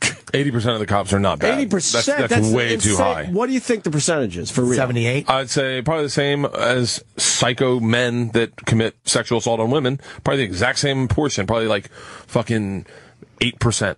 8%, I think, is even high. I mean, like, yeah. And now we're just throwing percentage points out I'm there. just I don't know. ballparking it. I have no idea. I don't even know if that's in the end. I don't know what the stat is, but I would say 8% is even high. I don't want to. Here's the thing that sucks about being a cop is when you greet someone on work, when you're just doing your job, they look at it as possibly the beginning of the worst day of their life, and they want to go home to their fucking families. Yeah, so it's just at the end of the day, imagine doing their jobs. And I meant end of the day properly there, not just throwing that stupid phrase out there. At the end of the day. Yeah. But truly, at the end of the day, they want to go home to their families. Why would they want to take those type of risks? I can't imagine they would. They're just regular guys. As a majority, obviously. Crazy. They don't know what the fuck. Thank you, Kenny. Okay. You know that TV show Face the Nation? Yeah. Bob Schieffer, the guy? Sure. I just sent you a 2-minute clip of his commentary about good cops. Maybe you want to play it to break. Have we played that already? I don't know. I haven't heard it. Oh, it's not the cop that made that? No, okay. not that thing, no. Let's see. Yeah, if someone's on the computer, they could do it. I sent it to Sam also. Where did Samuel go? I don't know. He's out there probably looking for something to pop in his mouth. I'm not going to speculate. Yeah, just Sam, Kenny, just find it on the computer. We'll play that. These bad truck drivers are out here too, and I'm a truck driver. I just want to know in that particular profession, what does a bad truck driver do? Go ahead, James. This is Gene. Oh, hey, what's up, man? Yeah, Gene from Colorado, but I've been for 37 years, man, truck driver. You have bad truck drivers out here, dude. They pop pills, they do stuff, they just do ignorant stuff because they get road rage out here, but you never hear about them until they run over some people and kill them in their trucks. Just like cops, you never hear about the bad cops till somebody screws up, shoots somebody, or beats them up, or whatever. Yeah, bad trucker has a bad day. A trucker has a bad day at work. Someone can get killed just because you're driving. A family can get killed. A giant. How about those guys? They're 2 feet from your back bumper. That's a good truck driver, or is that a shitty truck driver that wants to scare the fuck out of you and get you out of the way? I would say the percentage of bad truck drivers are higher than the percentage of bad cops. Yeah. Just because there's no real you just got to get a license to drive a truck, and then you're pushing routes that you're trying to make money. You know, you're trying to make money to save your family. Yeah, I think. Yeah, truck driving motherfuckity. But anyway, we're smoking the bed. One of the problems you gotta realize too, that you 4-wheelers out here cause a bunch of attitudes when you're Yes. You can't see around the truck, and you're wondering why. You can see you swerve around him, run up and jump in front of him, slam on the brakes, and then you wonder why it runs over the top of you. And it's a lot easier to become a cop nowadays, too. Don't forget that. Really? Oh, my God. Oh, that's right. Shaquille O'Neal. It's extremely... Kenny will tell you. How much easier is it to be a cop, Kenny, these days? You have a mic there. You can use that one. I don't know about these days, but I know back in the day they lowered the standards like when I was trying to be... Not because I became a cop. We understand. It started, I think, already, Kenny. Yeah, we'll play that in a second here. Thanks, James. I appreciate it. Anyway, this is Gene again, but I'll let you guys go. Thank you. All right. Gene sounded like he had a dip of grizzly in his mouth. What is that? Is that chewing tobacco? Chewing tobacco, but the way he was talking, it just sounded like it. And right now, he's nodding in his truck. Yeah, he's right. Yeah, he's holding a cup up and just holding it close and drooling into it. Someone's saying in that video he's standing up by himself on the bumper. Oh, is he? I didn't see I don't know. All right. Is he on the bumper? Let's look for that. We're going to play the Bob Schieffer thing. Kenny just turned us on to this video. Of being a reporter is the adventure, getting to talk to the people who make the news, seeing things with your own eyes that other people see only through the eyes and lens of others. And I've always said the best training to be a reporter or anything else is to work the police beat, because every story you cover is the worst moment in someone's life. If you can learn to get the right information under those circumstances, you won't be fazed by the high and mighty, and certainly not by the on-the-make politicians and spin doctors. Which is why I want to add a paragraph or two to the rash of stories lately about cops gone wrong. This is not about them. This is about all the cops you don't read about. They deal much of the time with the dregs of our society, the schemers, murderers, those who prey on the weak. And most of the time, the police deal with them humanely and as they should. What we overlook is just how difficult that can be sometimes. It's not easy to remain passive when a child beater looks you in the eye and tells you you have to understand the kid was keeping him awake. It takes a lot of professional training and strong character not to respond in anger. I know, because I spent my early years listening to some of these awful people. Sometimes I wanted to hit them myself. I didn't, but it helped me understand how hard it is to do a cop's job right. As hard as it is, the great majority of our cops still do just that. Way to go, Bob Schieffer, because most of the media out there doesn't add that to the discussion. Yeah. Of course, there's some shitty things going on. We got a whole bunch of videos in the last 2 weeks, 3 weeks, a couple months, whatever. But yeah, add that to the discussion, how hard the job is, and that most guys get it right. That's all I'm trying to say. I don't like the example he gave. About the kids? Yeah, cops come over and rough you up. How'd those pants get around your ankles, Mr. Hargis? He said gravity.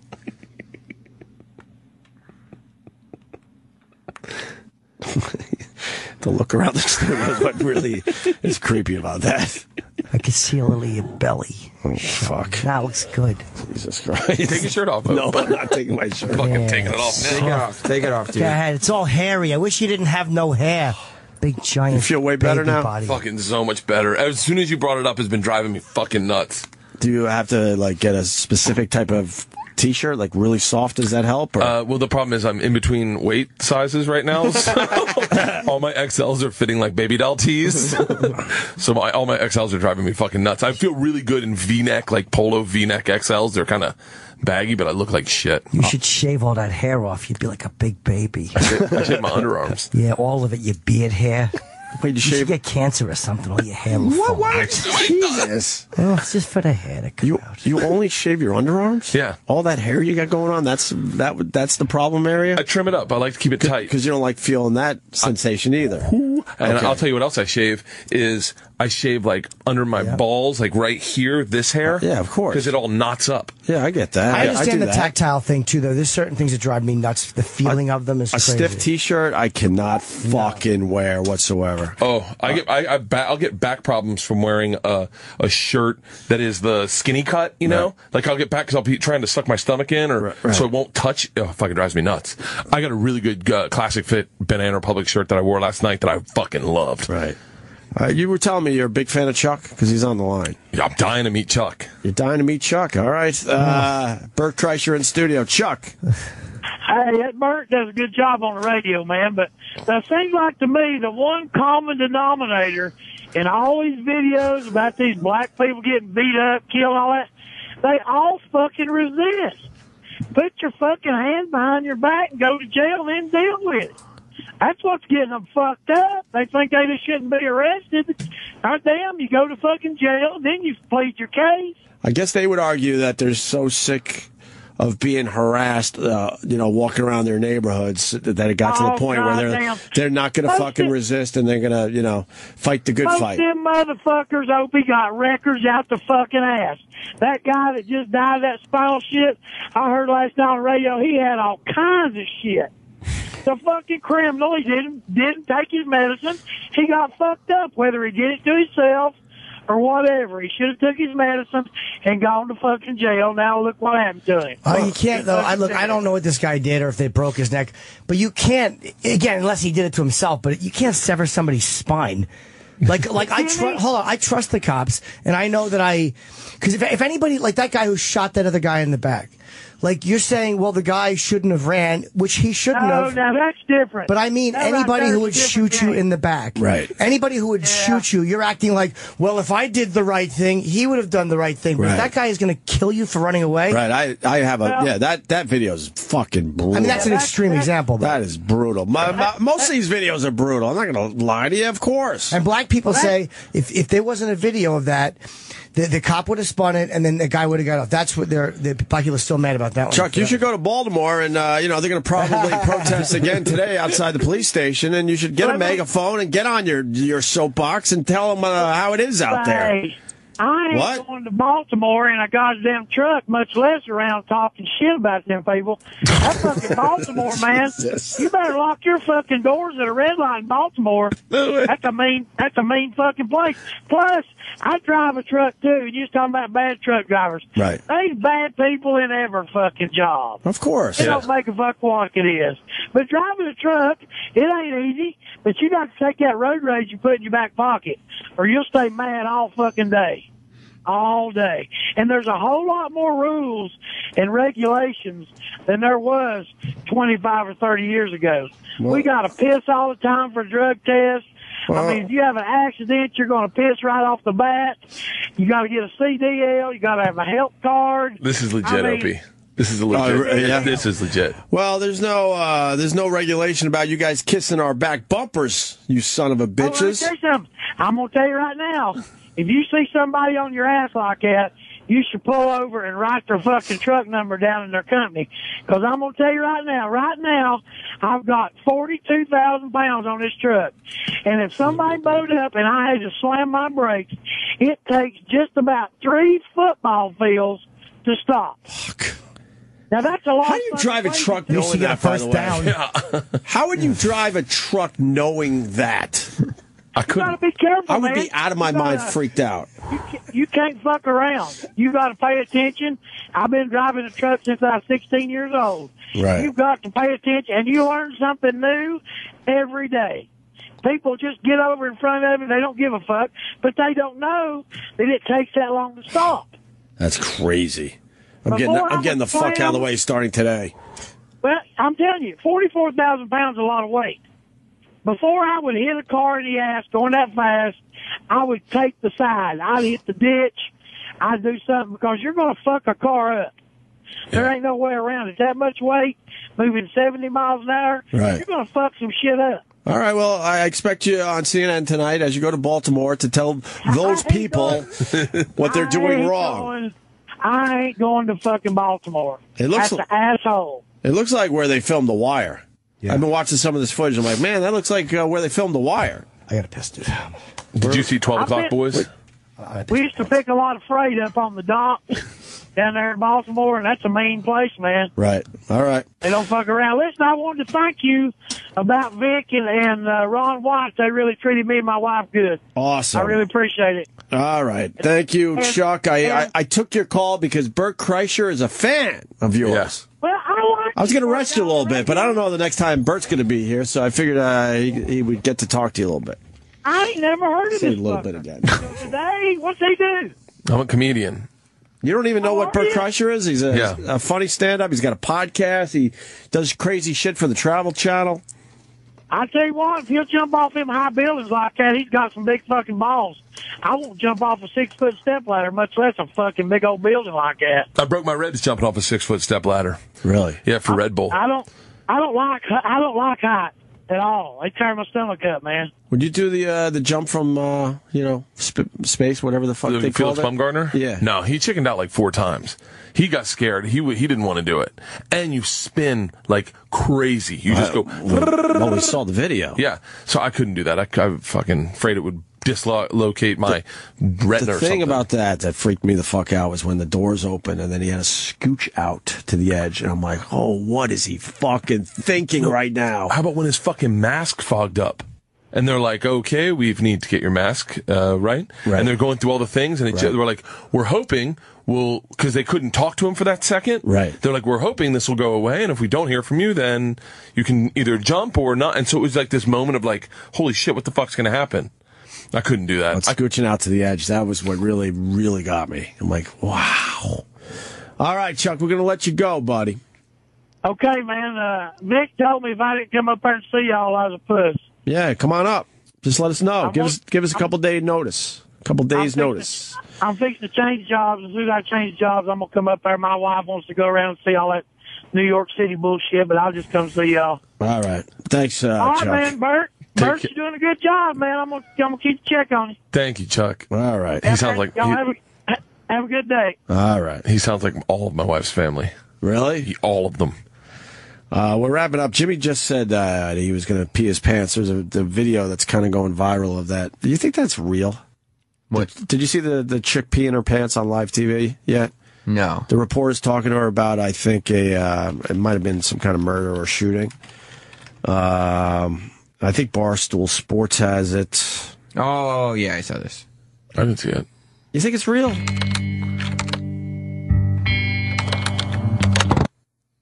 Oh, I like these. This is that. Right. Yeah, this lady. You can go to Barstool Sports. Nah, all I heard was saying, help me. I got to pee. Oh, She goes, I got to pee. I've been peeing myself. Do you know where he was shot at on his body? I think it's home in the side right there. So he was shot on the arm in his leg, or arm in his stomach. Watch the pants. Oh, that's okay. You'll see it. Watch this. But We'll put it on our Facebook. There it goes.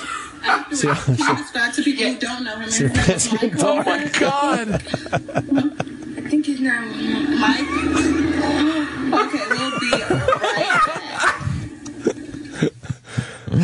right. It seems real. Oh yeah, I shit my pants before I came in here. What? I was talking to Roland and I shit my pants. For real? Yeah. It's actually a nicer reaction than most people have when talking about it. You throw your underwear out? I don't wear underwear.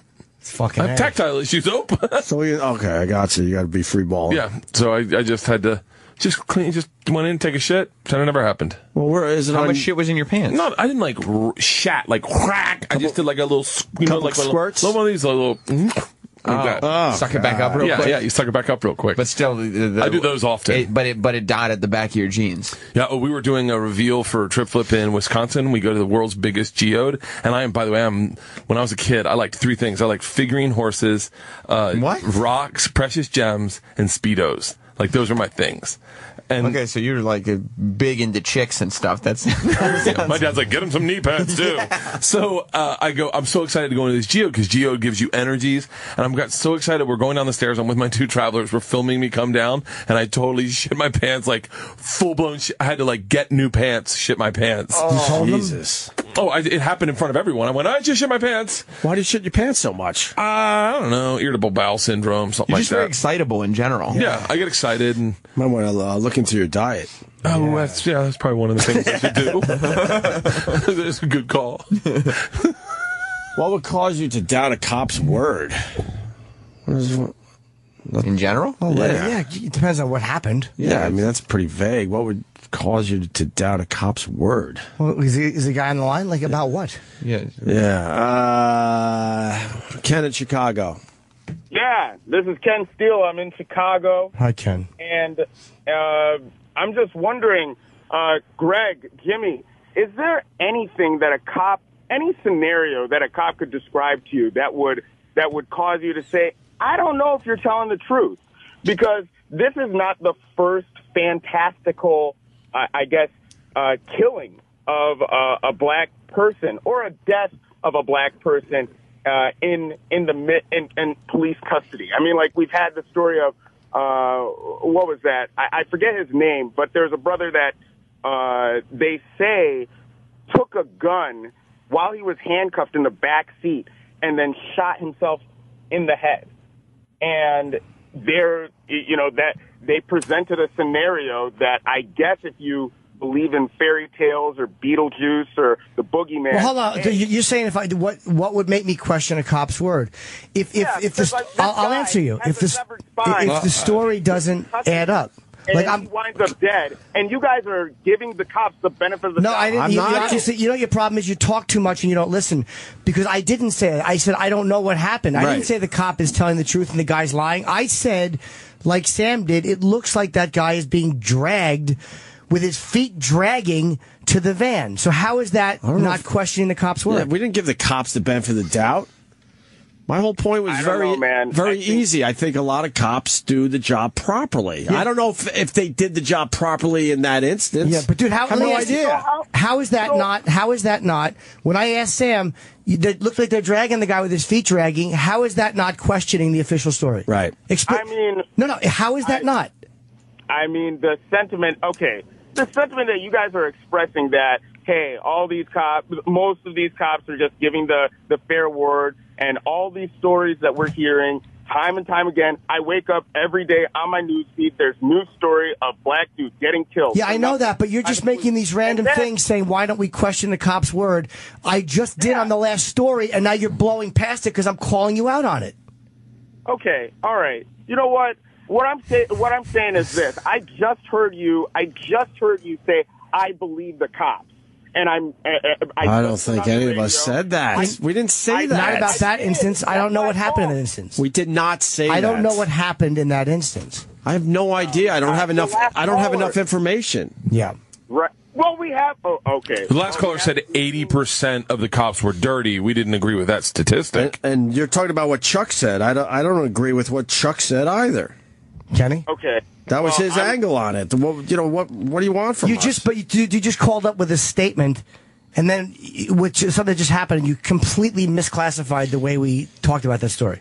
Well, I guess I must be mistaken. I must be mistaken. This is the first time I'm listening in quite some time. I don't know if anything has changed over there, but it seemed to me like I was listening. What's up? Maybe you used to listen closer.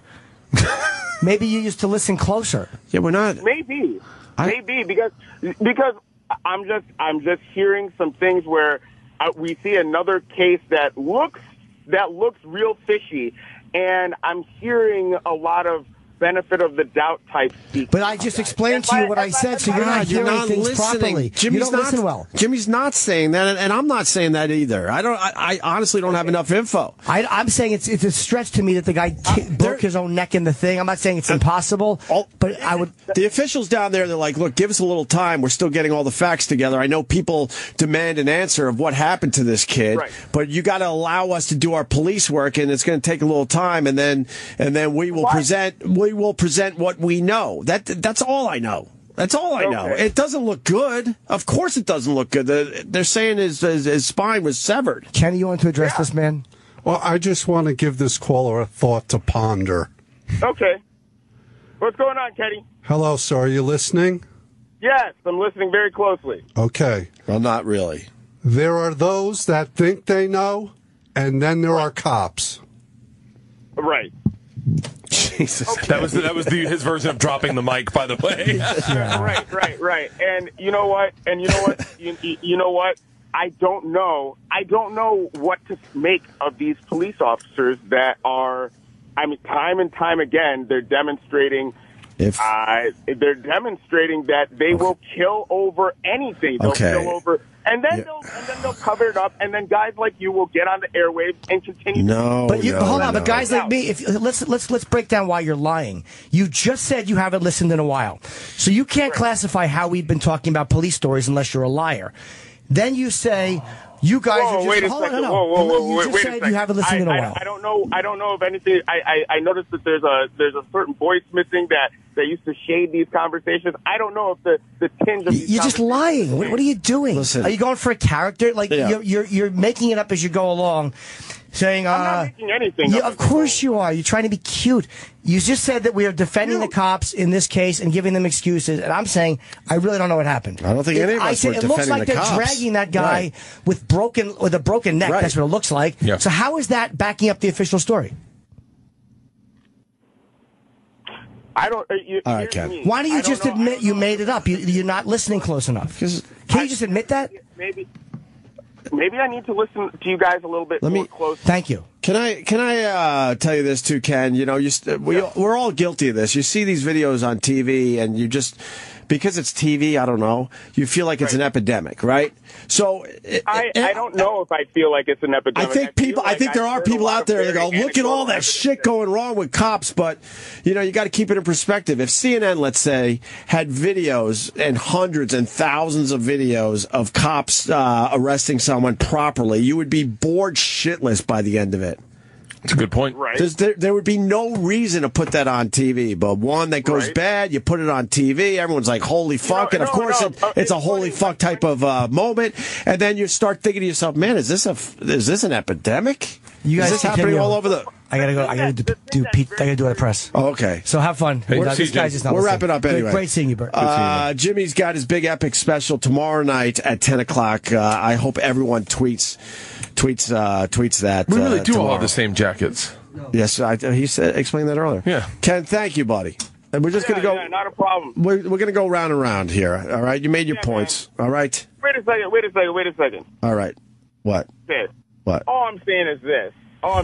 Yes, the media can color these incidences and make things look a certain way. But isn't it funny that whenever we have one of these big incidences, one of these big mistakes, then there's conveniently video of, somebody, oftentimes, a cop playing basketball with the local kids, or we just saw this video of a cop explaining why he let some dude with his hands in his pockets charge him, and we can all see, reasons why he would let this guy charge him or a pattern. But still, there's both sides of the argument being presented in these sensationalized videos. And I don't even think they're sensationalized. I think these are the few incidences that we catch on video that we can't just brush away when they're reported in the news. I feel like the videos of the cops, like the one where he didn't shoot, that was pretty big the last few days, are so rare. And the reason, because they want to sensationalize everything, and in general, those videos are boring, and no one would give a fuck if they were on the news.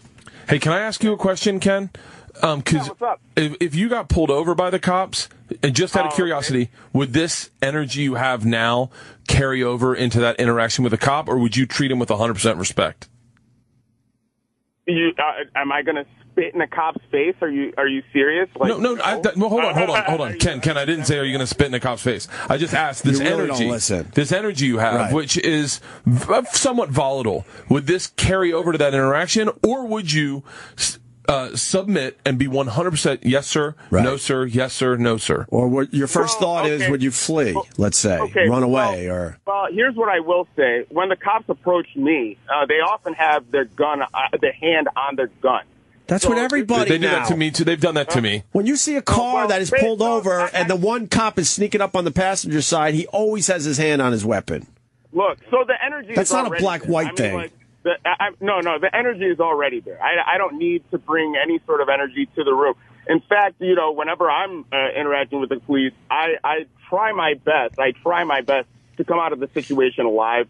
So, I definitely do, conduct myself in a very civil manner. The energy of death of death being imminent. Oh, it's already there. I mean, they have a gun. So that is a perspective, because I definitely don't feel like my interactions with cops ever are going to end up in my death. And I'm not picking one side or the other. I'm just letting you know I never believe my interaction with a cop will end up in me dying whatsoever. But I am also very different, and I've had them come with their hand on their gun. That's how they pull you over, because they don't know who you are at all. Right. They have to guess. They're not going to assume. They're not going to just assume, this guy's that's going to go well. I've been riding. Okay, wait a second. I was on campus. It is some perspective. I was on campus at Michigan State University. This was during my senior year. I was riding with my good friend, who is also a brother. And one time, I remember the police pulled us over in the middle of the street and rushed out of their car. They dragged my friend out of the car. They started yelling his name, dragged my friend out of the car, and we didn't even know what was going on. I turned on my phone. I recorded this incident, and I had my friend on the line and everything like that. But at the same time, this situation, I mean, like, they pulled him out of the car, they put him in handcuffs, they had a gun in my face and everything like that. I was scared shitless. Yeah. And it turns out that was a situation, what they described as mistaken identity. Now, we were driving in a bucket. I mean, it was a very conspicuous-looking car or whatever. But you can, and I'll give the cops that excuse. We could have been some scary-looking black dudes. I don't know. But none of my friends none of my white friends can describe a situation like that to me. Well, what you need to remember is, I don't believe everyone's on everyone's side. I don't believe that just because you're in a bucket and you're black, they have the right to pull you out of a car and hold you down. No one's believing that. Oh my God, dude! It turned out, they held us down for maybe 45 minutes. It turned out to be a mistaken identity, but I've never had that situation happen to me when I'm, rolling with some of my white friends or something like that. I've never seen that happen to any of my white friends, but I was there and I've seen it. I've had guns pulled out on me over some real, very minor situations. I mean, put in my face. I don't want to go into them over the radio or anything like that, but these situations, I mean, fine. Minor in possession of alcohol or something. Very, very child. Have you ever dealt drugs? Teenager type situation. Have you ever dealt drugs? I mean, it's got to be said. It's got to be said. I mean, as a middle-aged white man, my experiences are certainly very different than living. Very different. Yeah. Living in a poor neighborhood, of course. That's why I take phone calls from you, because I am trying to figure out the whole perspective here and different angles on this type of thing. Of course, I don't understand walking in your shoes. But in our world, you grit your teeth and you're like, fuck, and you fucking hate the cop for pulling you over or doing whatever the fuck, and you just but you do at that moment. You do. I don't hate if I'm swerving in a lane incorrectly, or if I'm doing something wrong or anything like that. Yeah, that's their job. Do their job. But the gravity of the interaction, I'm telling you, is a completely different air and different feel. We just saw a video of them going crazy at University of Kentucky, and the kids there were taking selfies with the cops. I was at Ferguson, and let me tell you, they brought out the National Guard. The Air National Guard was flying F-16s over the place. They had drones out. I mean, it was a. What were they going to do with the F-16s? Gravity. No kidding. Hey, have you ever seen the video of the I think he's a Carolina football player who gets pulled over in South Carolina by the bad cop, and all he does is just yes sir, no sir, and he ends up getting arrested for just speeding, and his mom has to come pick him up, but this guy just says he's obviously a big black dude, so the guy assumes he's a drug dealer, and the guy's got his gun out. I mean, the cop it's aggressive, and the cop's like, get down, and the guy's like, yes sir, yes sir. Right. It's really interesting, because that's how I interact with the cops, and that's how that guy interacted with the cops. Right. But I don't know. And maybe it's completely a different thing, and it's just there's this idea that I think by this point, I think that anything that we hear out of these police departments, what we're seeing across the country, I think need to be taken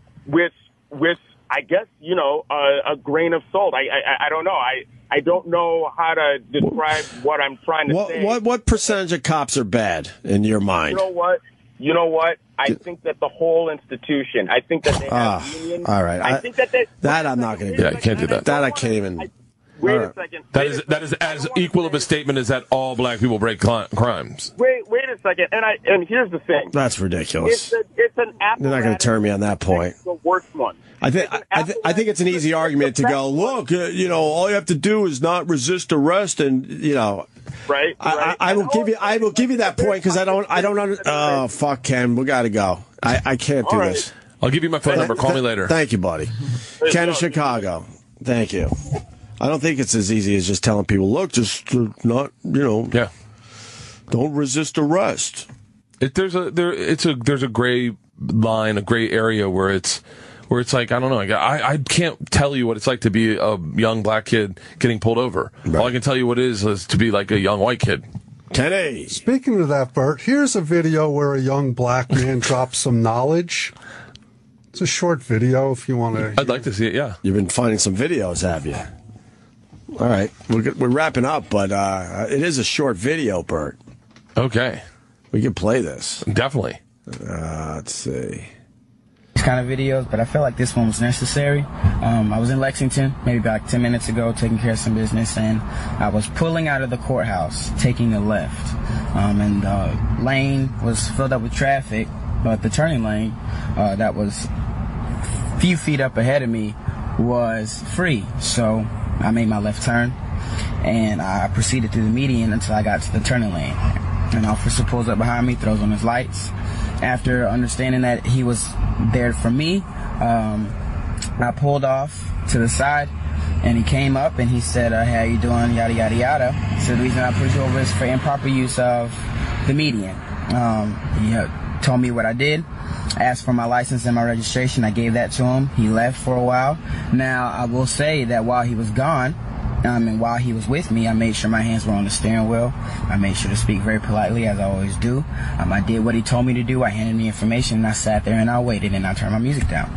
A few minutes later, the guy comes back, hands me my stuff, and he explains, the median needs to be open for emergency vehicles, blah, blah, blah, blah. I was in the wrong. I didn't realize it. I just did it out of habit. He gave me a warning, and I was about my way. Now, the point of this is to say that I am an African-American male. This gentleman was Caucasian. There were no problems. He did his job. I did what I was supposed to do. And that was it. I feel like people need to understand that not all officers are crooked. Not all officers are racist, bad people. And not all people who get shot or tased or arrested by officers are innocent victims. Just because you're black doesn't mean you're a victim. Just because you're white doesn't mean you're a racist. Just because you're a cop doesn't mean you're a bad person. This world really needs to stop putting labels on people and things and see them as who they are. People doing jobs, doing things. Ignorance has no color. God doesn't see color. Why should we? Well, goddamn. We found one. Just drop knowledge. We found one. Found one, Kenny. Good for you. All right. Bert, this was a pleasure, buddy. I had a blast. Thank you for having me in. When are you going to be back? May 6th, do Rachel Ray. Really? Yeah, May 6th and 7th. I'm going to try to get on Legions of Skanks. Yeah, and I just did Bobby. I just guest hosted You Know What, Dude for Bobby Kelly yesterday. Nice. And so I'll hit you guys up if you guys have free spot. I'd love to come in. I love when you guys have people like this astronaut or Neil deGrasse Tyson. We figured that would work out perfect. Oh, it's you with Neil deGrasse Tyson. Just fascinating fucking fun. people. All right, what are we promoting? Bert Kreischer on the Twitter. All right, what are we promoting? Bert Kreischer on the Twitter, BertBertBert.com for a lot of videos and whatnot. Yeah, tour dates, I'm sure. Phoenix. I'm in Phoenix. May 7th through the 10th. Yeah, Stand Up Live in Phoenix. Stand Up Live, and then Minnesota, and then, I'm on tour. Oh, Levity Live. Nice. Levity Live, West Nyack, New York, yeah. End of May. It's a great club. Have you played it? Yeah, I ran into Sam at the Best Buy there. Yeah. And and then we went, Roland and me went to see you at Levity Live. And I shaved Roland's back in the bathroom. Oh, that's right. Okay. That happened I remember that. That was happened a fucking fun time. That was fun. I love that mall. Yeah, it's great. Palisades. Are we going to hang out again? Yeah, for sure. Oh. Definitely. That's my mall. That's my mall. That's my mall. All right, I guess that's it. Awesome. Ron will be doing the show tomorrow morning. First time since the whole Ron and Fez thing ended. Yeah, Bennington. Just called Bennington? I mean, it'll be the same show that he's always done on Fridays. No, I know that. Yeah. But I'm just saying it's first time back in a couple of weeks. It's been a while since we've had him on our channel. So tune into Bennington tomorrow morning. We'll see you guys Monday. Don't forget about Jim Norton's special on Epics tomorrow night at 10 o'clock. Hopefully a lot of people tweet it out to the people to get some promotion going. Want a lot of people to check it out, all right? All right. See you Monday.